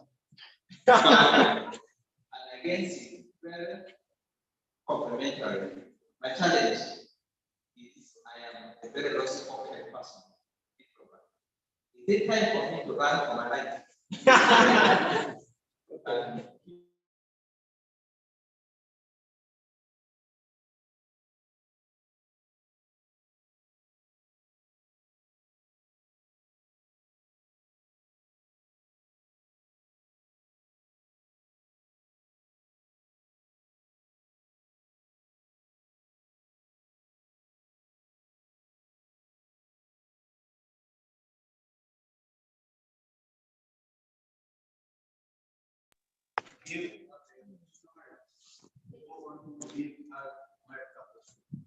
The answer is no. Then my last question is this. Maybe it can also be a topic of its own. Is once you've found your Mr. or Mrs. Right, when is it right for you to say, now I want to get married? And what factors do you consider before you say you want to get married? But that is after you've now identified that this is the woman I want to marry, this is the man I want to marry. Now, what factors should you consider? Because the truth is, there are very many things that happen nowadays that require financial support. And some of them, we can't avoid them. But at what point should a man or a woman say, now I want to do A, B, C, D? And what factors should the person consider to ensure that A, B, C, D is done so that they start to live their married life? Thank you.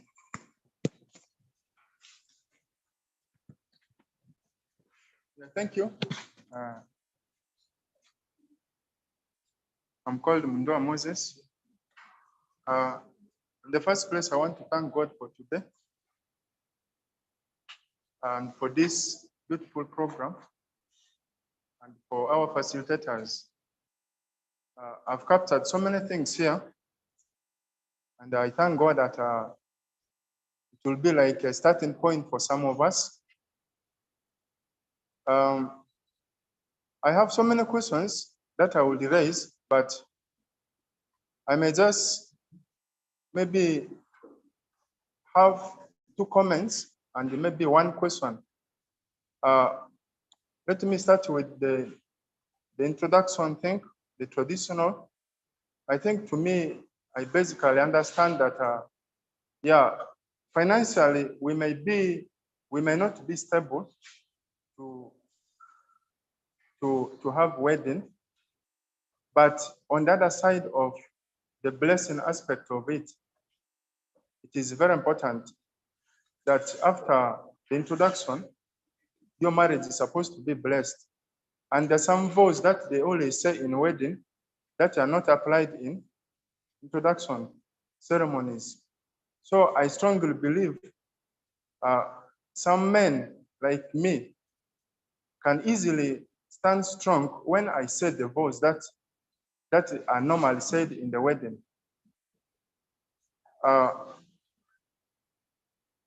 Yeah, another thing I've discovered with us, the youth, is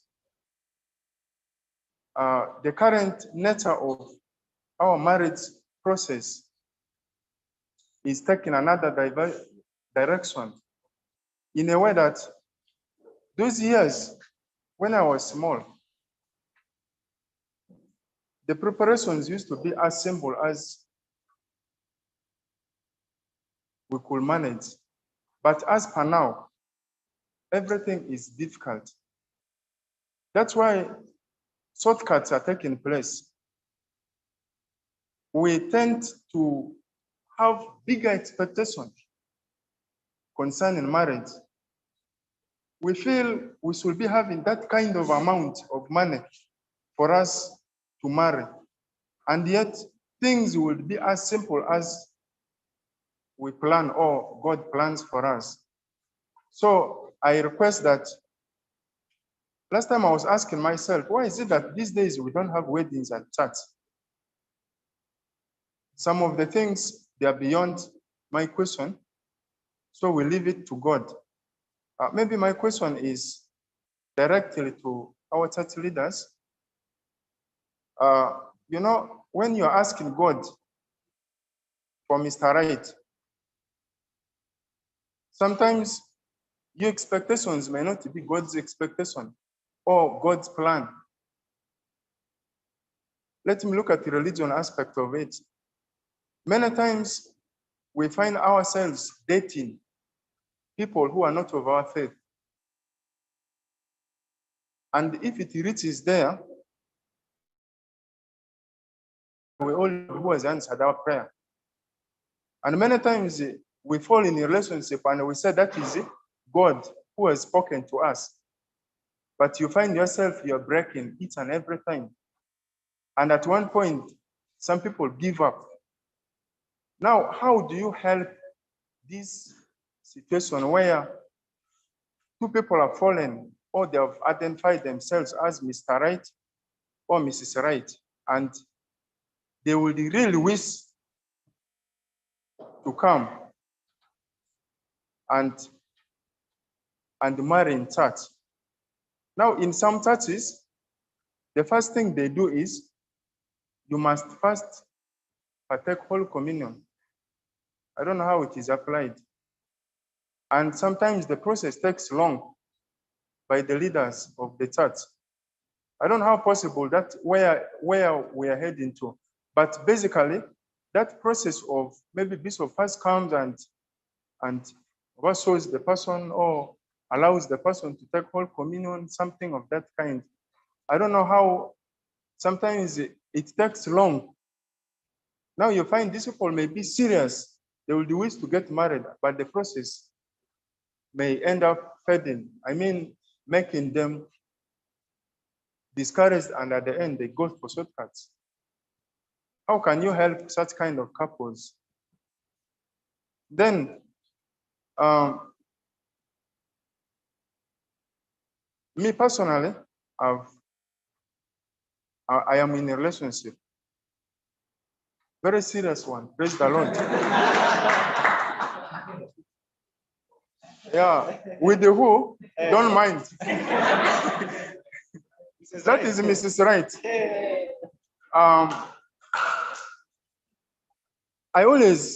I think I've spoken to Reverend Sally that we needed counseling to such kind of couples who may really wish to enter into marriage or who have reached, they are now there. They know hope is there. They know everything is there for them. Many times this counseling comes when now maybe they have proposed, maybe they have come to you and say now their wedding is selected this and they want someone to counsel them. As the church, are you willing to help such kind of couples? I give you an example. If Becca is serious right now and knows that he's going to marry Mrs. Wright and Belinda as well, how will you help as the church, these two couples, at least to make them comfortable in a relationship, not waiting for such a moment, because such a moment can take long. I would wish to come tomorrow and say, I need counseling. But sometimes the church leaders, they run away. They say they don't have time. It is happening. So how will you help such kind of couples? I think that is all. Thank you, Mudua. I think that's not the last question.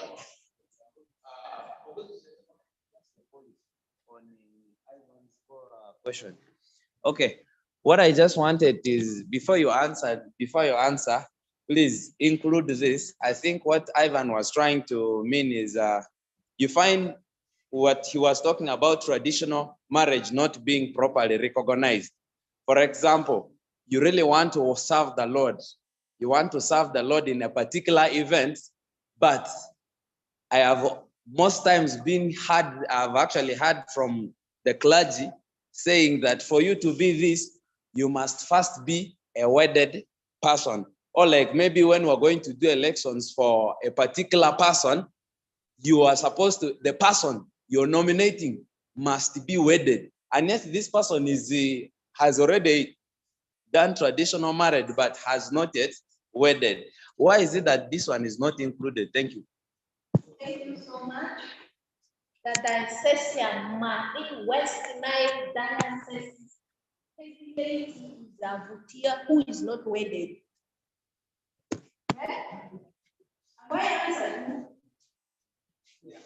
The head lady, the number one head lady of this diocese, the number one of the priest is the bishop, the number one of all the ladies in this diocese is our own.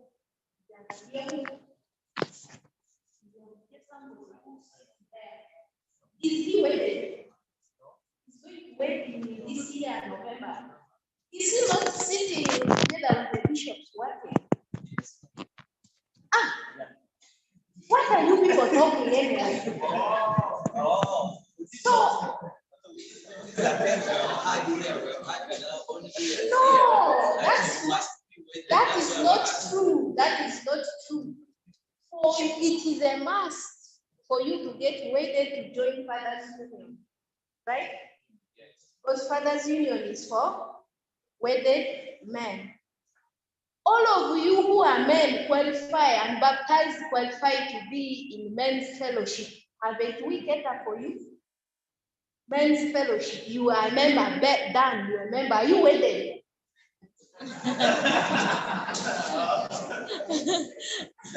have catered for you in all areas.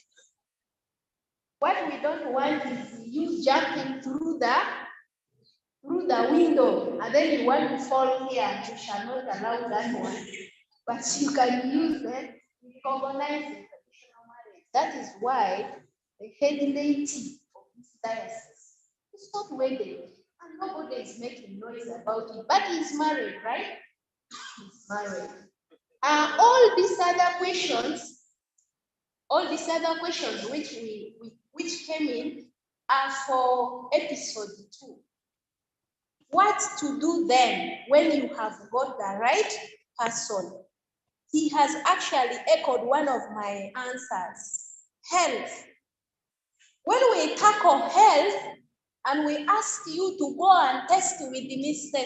or Mr. Right, you are going to realize that that person may not be one. Check sickle cell, check HIV status, check blood group can limit you.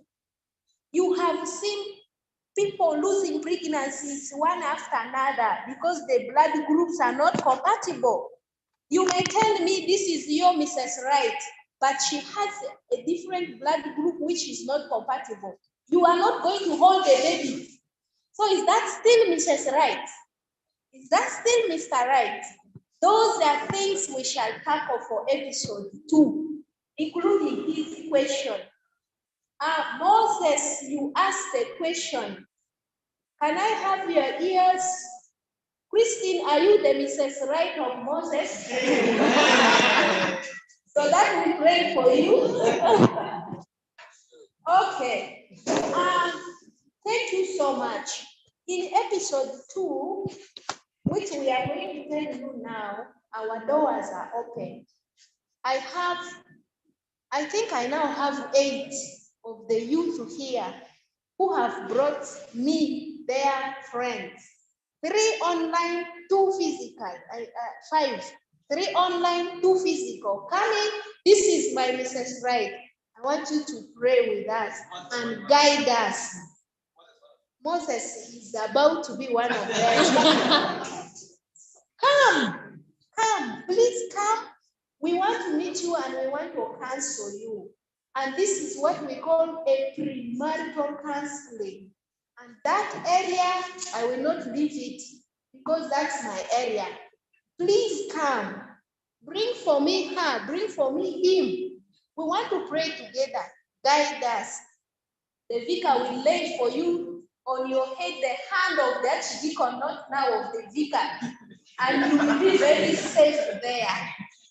Please, we did not pick the other question of, there was a question Moses was asking of, was it the church first introduced, the bishop introducing, and the process takes long, the people want to wait. We did pick that question very well.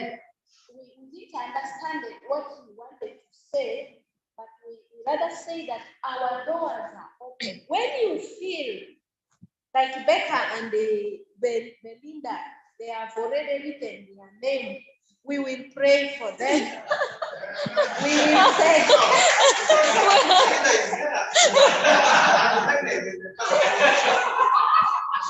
we will pray for them.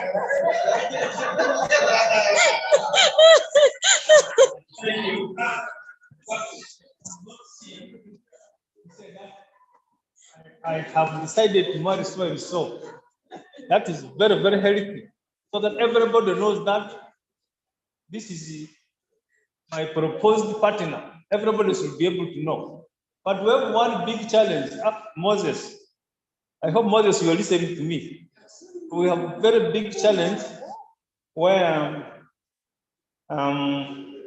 married couples who want to be wedded in the church, in most cases, identify with the people who are not serving in their own church. So once you identify with somebody else, it is that person's responsibility, because once he has become your what? Who is going to preach for you? I mean, during your wedding, who is going to join you? Those become permanent members in this family. They're supposed to help you in this marriage till death puts separate you people. But I'm happy that you are mentioning good things that we have been thinking about. When I was in the session office, the diocese mission office to come up with counseling guide for those who are already married and for those who are married, who are yet to be married. We have the materials, and nobody comes to us. Young men like this, if you have identified your partner, you come to us, say, please, so here, this is my friend. We want to marry. We want to get married. We can help you. In fact, about 3 months is needed, but we can agree this 3 months can take 6 or so, depending on your schedule. I'm already counseling a couple to be, but they are still, the other one is still a student. We have time with them, we discuss things, they go. Until at times in their courtship and their dating, they get into points where the other one say, I think we cannot continue. But when we come together, when we discuss, they will realize, oh, I think we can still move. We are ready to do that. And we'll also do it when you come to us and express your interest. We'll do it for you. But when you marry first, then now hurry. You want counseling, it will not work. Again, the church doesn't delay wedding. Doesn't. Wedding to us is supposed to be the cheapest thing. Very easy. As long as the couple is there, the pastor who's joining them is there, best man and matron of honor. The one giving the hand, they are there. We finish it here, we go to our homes. It is you people who make wedding very expensive. Things which matter to you are things which do not matter really. You want how many cars, now the type of thing, this, which class of wedding is this, and you make it expensive. Yes, and we tried, the church has tried. In St. Mark, I appreciate, there were people who are wealthy. They wanted to give an example to the rest of the people. They said, we want mass wedding. We did it, about 20 people were wedded one day. But these were people who were able to organize big weddings the way people look at it. So we can make wedding cheap and easy. But we have a picture of wedding which we cannot attach to manage, becomes hard and expensive for us. So young men, please don't compare. Don't look at so and so's wedding and say, I want mine to be like that.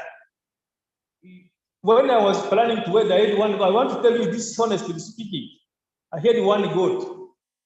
I had 50 kilograms of cassava flour, 2 cocks. I never shared it with anybody. I simply went to my father-in-law and said, can you give me a consent letter? After we had taken them 6 cows, he simply wrote that very day, he wrote the letter to me. Then I came to them, they said, since at the end of this month, our parish priest is coming here to officiate Holy Communion. Please tell him to also come and join us. He's coming to wed us in this church. It was the church teacher who said, what type of wedding is this? He was not happy. He said, please, your role is simply go and tell the parish priest when he will be coming here, he will do this. Of course, he went. And the parish priest also was not happy and went and said, now, how can this be? You can imagine. That's how at times we complicate things on the side of the church. And he went to my father and the rest of my father came in and said, why have you not told us? I said, why do I tell you? All the things I need for this wedding are already here. I have my wife, I have the gold, I have the 50 kilograms of cassava flour, and the first piece is already there. I have 50,000 savings for hiring the gown, but I'll put on my old clothes. I will walk. That is the truth. I want to tell you this seriously. We decided with my best man, we walk from my home to the church. Even we had already started walking. It was now my brother-in-law who sent for us a car. But this wedding we thought was going to be symbol. People contributed. When they started and said, okay, within 1 month, this wedding is going to take place. Within 1 month, they sat in their church and said, oh, we are going to help these young people because they want to get into wedding. We're going to support. They told us, this coming Wednesday, we'll come and pray with you. They had their meeting in the church. That's what is very amazing to me. When they came to our home that Wednesday, they brought for us 7 goats, 2 bags of cassava flour, and 32 chicken, birds. And again, some people, somebody somewhere came and my father came and said, "You give this goat to me." They exchanged another big bull. My brother-in-law, another big bull. Within 1 month. And the wedding I had was not the wedding I expected, but for me, mine was this blessing here. Once it is done, that is all. But you have probably one have a big picture of the wedding, making it very, very expensive, scaring our young people like you. They now look at the other friends with, I think we are not, we cannot manage. But we are ready to wed you even on your Sunday. Let's be wedding. Amen. Thank you so much. Hold it. Yeah, okay, yeah, thank you. Before I answer this question, I think sometimes it's good to get to have counselors for you. And if you're dating, it's very important. You may not have the reverence, but you can identify someone in life whom you see as a role model, has lived a life in marriage that is worthy to be talked about. You can get such a person and start having some discussions of how you can live your life when you're dating or when you're in your courtship. But also, I think don't go into dating when you just because you're lonely or because you have nothing to do. You must go into dating because you purpose to marry someone. But don't forget that Jesus said, not everyone you will marry. Okay? You remember Jesus made a quotation like that in the scriptures, eh? Yeah. So it's very important. You might even realize that in the course of your counseling, you might realize that the person you're thinking that you want to marry is not Mr. Right, or is not Mrs. Right. And you can change your mind and say, can we just talk here? Before you go deep into things and you realize, I think I've made a mistake. So it's important to get someone to whom you can talk to, an elderly person who has experience, whom you can be talking to. Coming to the question, I have a quarrelsome girlfriend, and she is very complimentary. My challenge is I am very low-spoken person, an introvert. I want to believe that this quarrelsomeness is different from disagreement. If your girlfriend is quarrelsome, have you ever asked yourself why she's quarrelsome? Do you understand why she's quarreling? Well, quarreling might not be a good character, okay? But do you actually sometimes accept that maybe you are making her quarrel? Or sometimes you don't even understand that you make her quarrel? Well, here the question is my girlfriend. Because sometimes in our culture we think men are right, okay? Yeah. The other person is not supposed to quarrel because you're a man. And that's what I know. That's how I grew up in my terrible village. A man is a man. That's how it's supposed to be. But that's not it. Okay, when your girlfriend is quarreling, I think it's good to say, please, baby, I hope to change. If there's something that I'm doing which is wrong, I hope to change. And I think I can change. If there's something that is wrong in me, that is making you to quarrel. Is that okay? But then also, when she has cooled down, it is good to let her know that there are certain things that you also want her to change, including the habit of quarreling. So, to me, it is also has to do with how you understand the context of where the quarreling comes from, other than saying, should I run for my life? Well, you could have been the cause of the quarrel. Okay? But understanding from that context. And be willing to change if at all you are the source of quarrel. And also be able to discuss with her to change her level of ordinary, whereby she picks up things and starts quarreling. And I think if you can work on that, it can work well. But if it doesn't work well, then you may know that maybe this is not the right person I can put up with. Yeah. Thank you. Don't run away from your life. That lady is the best thing for you. That person, please, that lady is the best, is your right. The right, Mrs. Right. Because you said you are an introvert.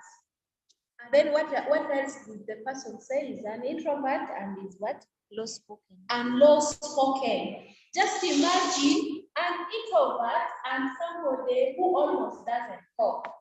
And then fix a woman who is an introvert and also doesn't. Will somebody reach your home anyway?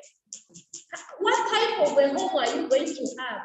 A home that is low spirit. So she has come in to compliment. Like Wilberforce has said, that person may be quarreling because you are keeping quiet, you are an introvert, you're not giving answers, you are not even talking. Doesn't it attract the talking? So she's coming up to lighten your spirit. Don't run away. It's a very good compliment. You only need to understand one another.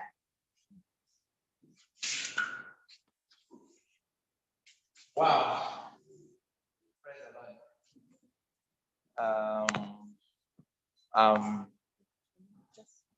I'm very happy that majority of my expectations already met in this discussion. I already have Miss Right, praise the Lord, but due to public issues, I will not introduce Miss Right here. You don't mistake Belinda to be my Miss Right. Before somebody will hammer me even before I leave the door here. Praise the Lord. Okay, but it was a nice discussion. I would love somebody from the participants here to come and use 1 minute to give vote of thanks to these people. After thanking them, I will request them to use 30 seconds each to summarize and thank us also by listening. Okay, for listening. Then 30 seconds each, and we'll conclude. Mercy, please. We are all quiet. Come and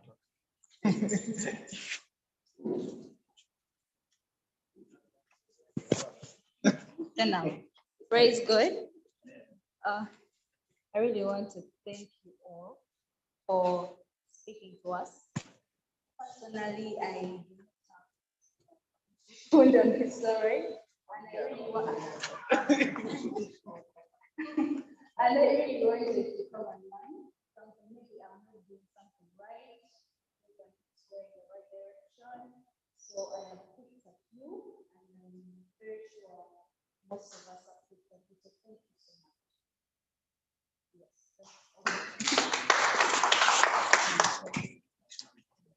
thank you, Aikoru Mercy, for those brilliant words. To our facilitators, just 3 seconds each before I summarize with our announcements. I begin with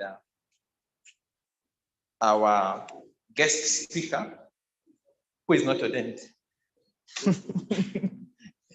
Yeah, well, it's good to have standards set when you want to have Mr. Right. One of my girlfriends was refused by the family because they thought she was not the right person. I know it can be very frustrating. You might think she's the right one, but sometimes your personal decisions may not count so much. It's sometimes takes a wider consultation to really agree that this is Mr. Right or Mrs. Right. Don't live individually. Be open to yourself. Be open to a few people who can be a guide and an eye for you to for you to be able to get some Mr. Right or Mrs. Right. So be on alert. Don't go to sleep. Work diligently. And while you walk on the road, keep observing rightly. Do a healthy analysis of whatever you're getting into. And I think with prayers, God is going to see you through. Thank you.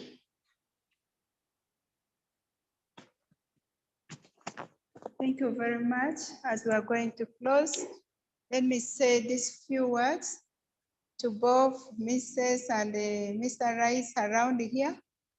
As you go out, I want to leave you with these scriptures. 1, Proverbs 6, verse 1 to 6. Second, Proverbs 31, verse 10 to 31. Go and read it, and may the Holy Spirit help you where to find yourself. I thank you all.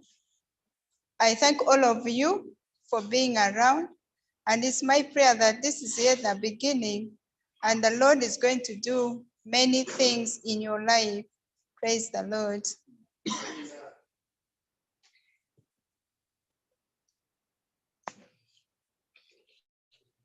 On behalf of St. Philip's Church of Uganda, her Christians and every member, and on behalf of management of this church and on my own behalf, I wish to extend a sincere vote of thanks to all of you participants who have come.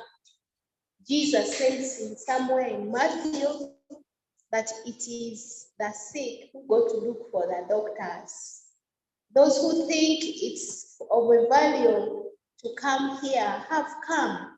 We sincerely appreciate you so much.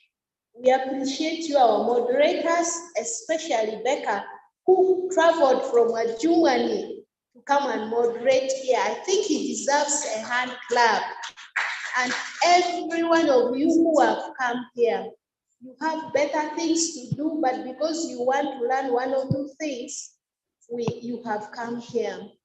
Forgive us where we have not given you your answers, because at the beginning of this presentation, I said we have not come to give you any answers. We have come to guide you. Pick from me here that love should be 50-50 or 100-100. Requited love is very dangerous. Requited love is one-sided love, where you are the author of the love and you're the finisher of the love. Avoid that. Let that love be in the center, not leaning on one person. You can change that. My last point is, please and please, let your relationships, because you're Christians, let it be prayerfully done. Prayerfully. Don't bump into things because you think it's late for you. It's never late. We only make here funds with you. We are not serious that you get married tomorrow. We also know that route is very rough. Please take your time. Take your time. We are not harassing you for not coming to church for wedding. Please take your time. Don't hurry for things which you're not going to manage. Take your time, do it prayerfully. Read 1 Corinthians chapter 13. You read from verses 1 to verses 13. It will guide on you the type of love that you will find. And when you read that verse, read every single verse. Pause there, internalize on it. It will guide you. May the Spirit of the Lord move with you as you move out of this place. And when we meet again next time, please know that we can have better chat. This is just the beginning. Where there are shortfalls, we shall cover in the next episodes. Our doors are open. If you have any challenge that we share here, we'll ask the people of publicity to share our numbers so that you can call us and we discuss. We know you're on pressure. We also want to help you. Allow me to invite the vicar with his closing remarks as he blesses us. Thank you, Sally, Reverend Betty, our facilitator, all the participants. I want to say I'm very, very grateful to all of you for organizing this meeting. We have very many issues that we can handle with the youth. And if you can organize something like this, then we know as a church, we're already beginning to be on the right footing. The church has ever blamed couples that are wedded in the church, and then after a short while, the marriage is dissolved or divorced. And little do we know that we are not doing much to help these couples in the beginning of the process of marriage. My emphasis, I will not have qualities that I will enumerate for you, find out. But these people very well mentioned others, but they will vary from one person to another.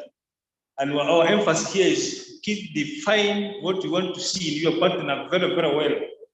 And you will discover those when you are dating or in courtship. That's my emphasis, because at times when we're in courtship, we discuss issues that are not really useful when you come together. That's why we're saying, please, when you're in courtship, you tell the truth about yourself. Take that time to study your friend. Once you have discovered that this one does not qualify in your list, please. It's not about to say, please, this relationship should stop. It becomes hard when somebody has already gone beyond. When you are yet for courtship, and again you proceed to sleep under one blanket, then it becomes hard for you to separate again, say, I'm not going to have this relationship with you again. So please, learn yourselves very, very well before you get married. And as I want to again that nobody will be 100% perfect. All those qualities you want to find, you will not get in one person. One person can give you 50, others 70, others 80. Not really 100. It is rare that you will get all those qualities in the person you want to get.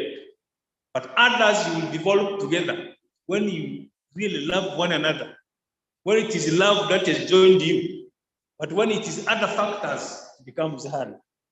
So my prayer is those of you who are here will make the right choices. They will seek counseling with people who have managed marriages very well in the clergy. So that we see a new set of couples that will not shame the church. Thank you very much. My God bless you as you go back home. You can pray.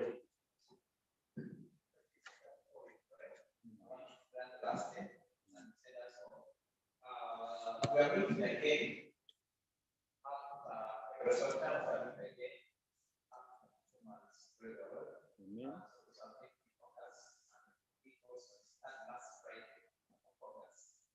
Praise the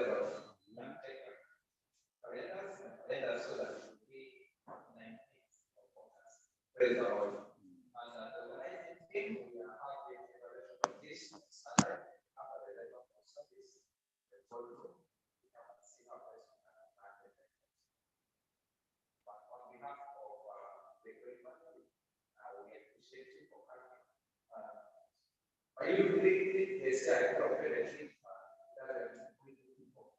Because we are all under his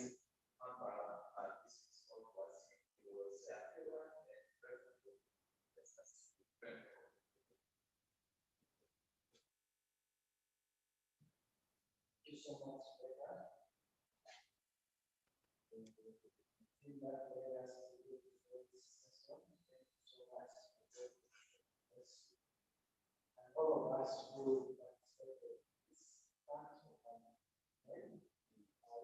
doing this online. Grateful that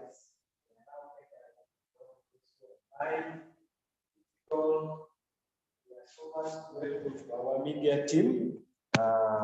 Thank you so much, Anguzu, for all those flyers you made and everything. Please share this with your friend. We are here to help one another. Yeah. As youth, we need to grow in all aspects and see that we grow in every aspect.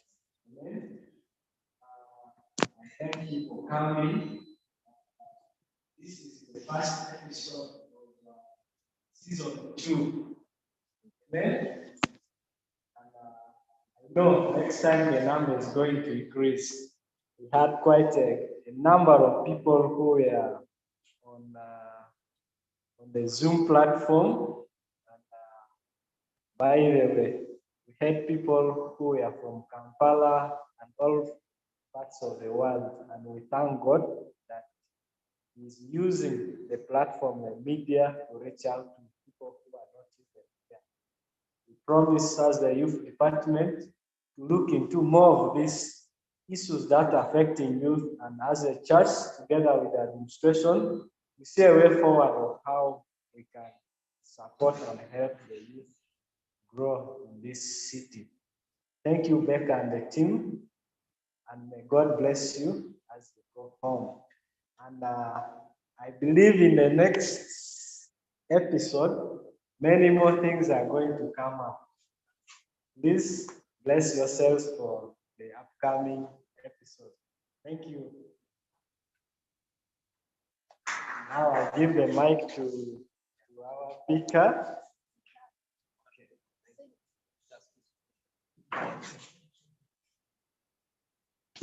Let us humble ourselves in prayer. Most gracious Father, we want to thank you for having given us this time to discuss about who the right partner is, how we can get the right partner. Those who are already married, they could even be going through challenges.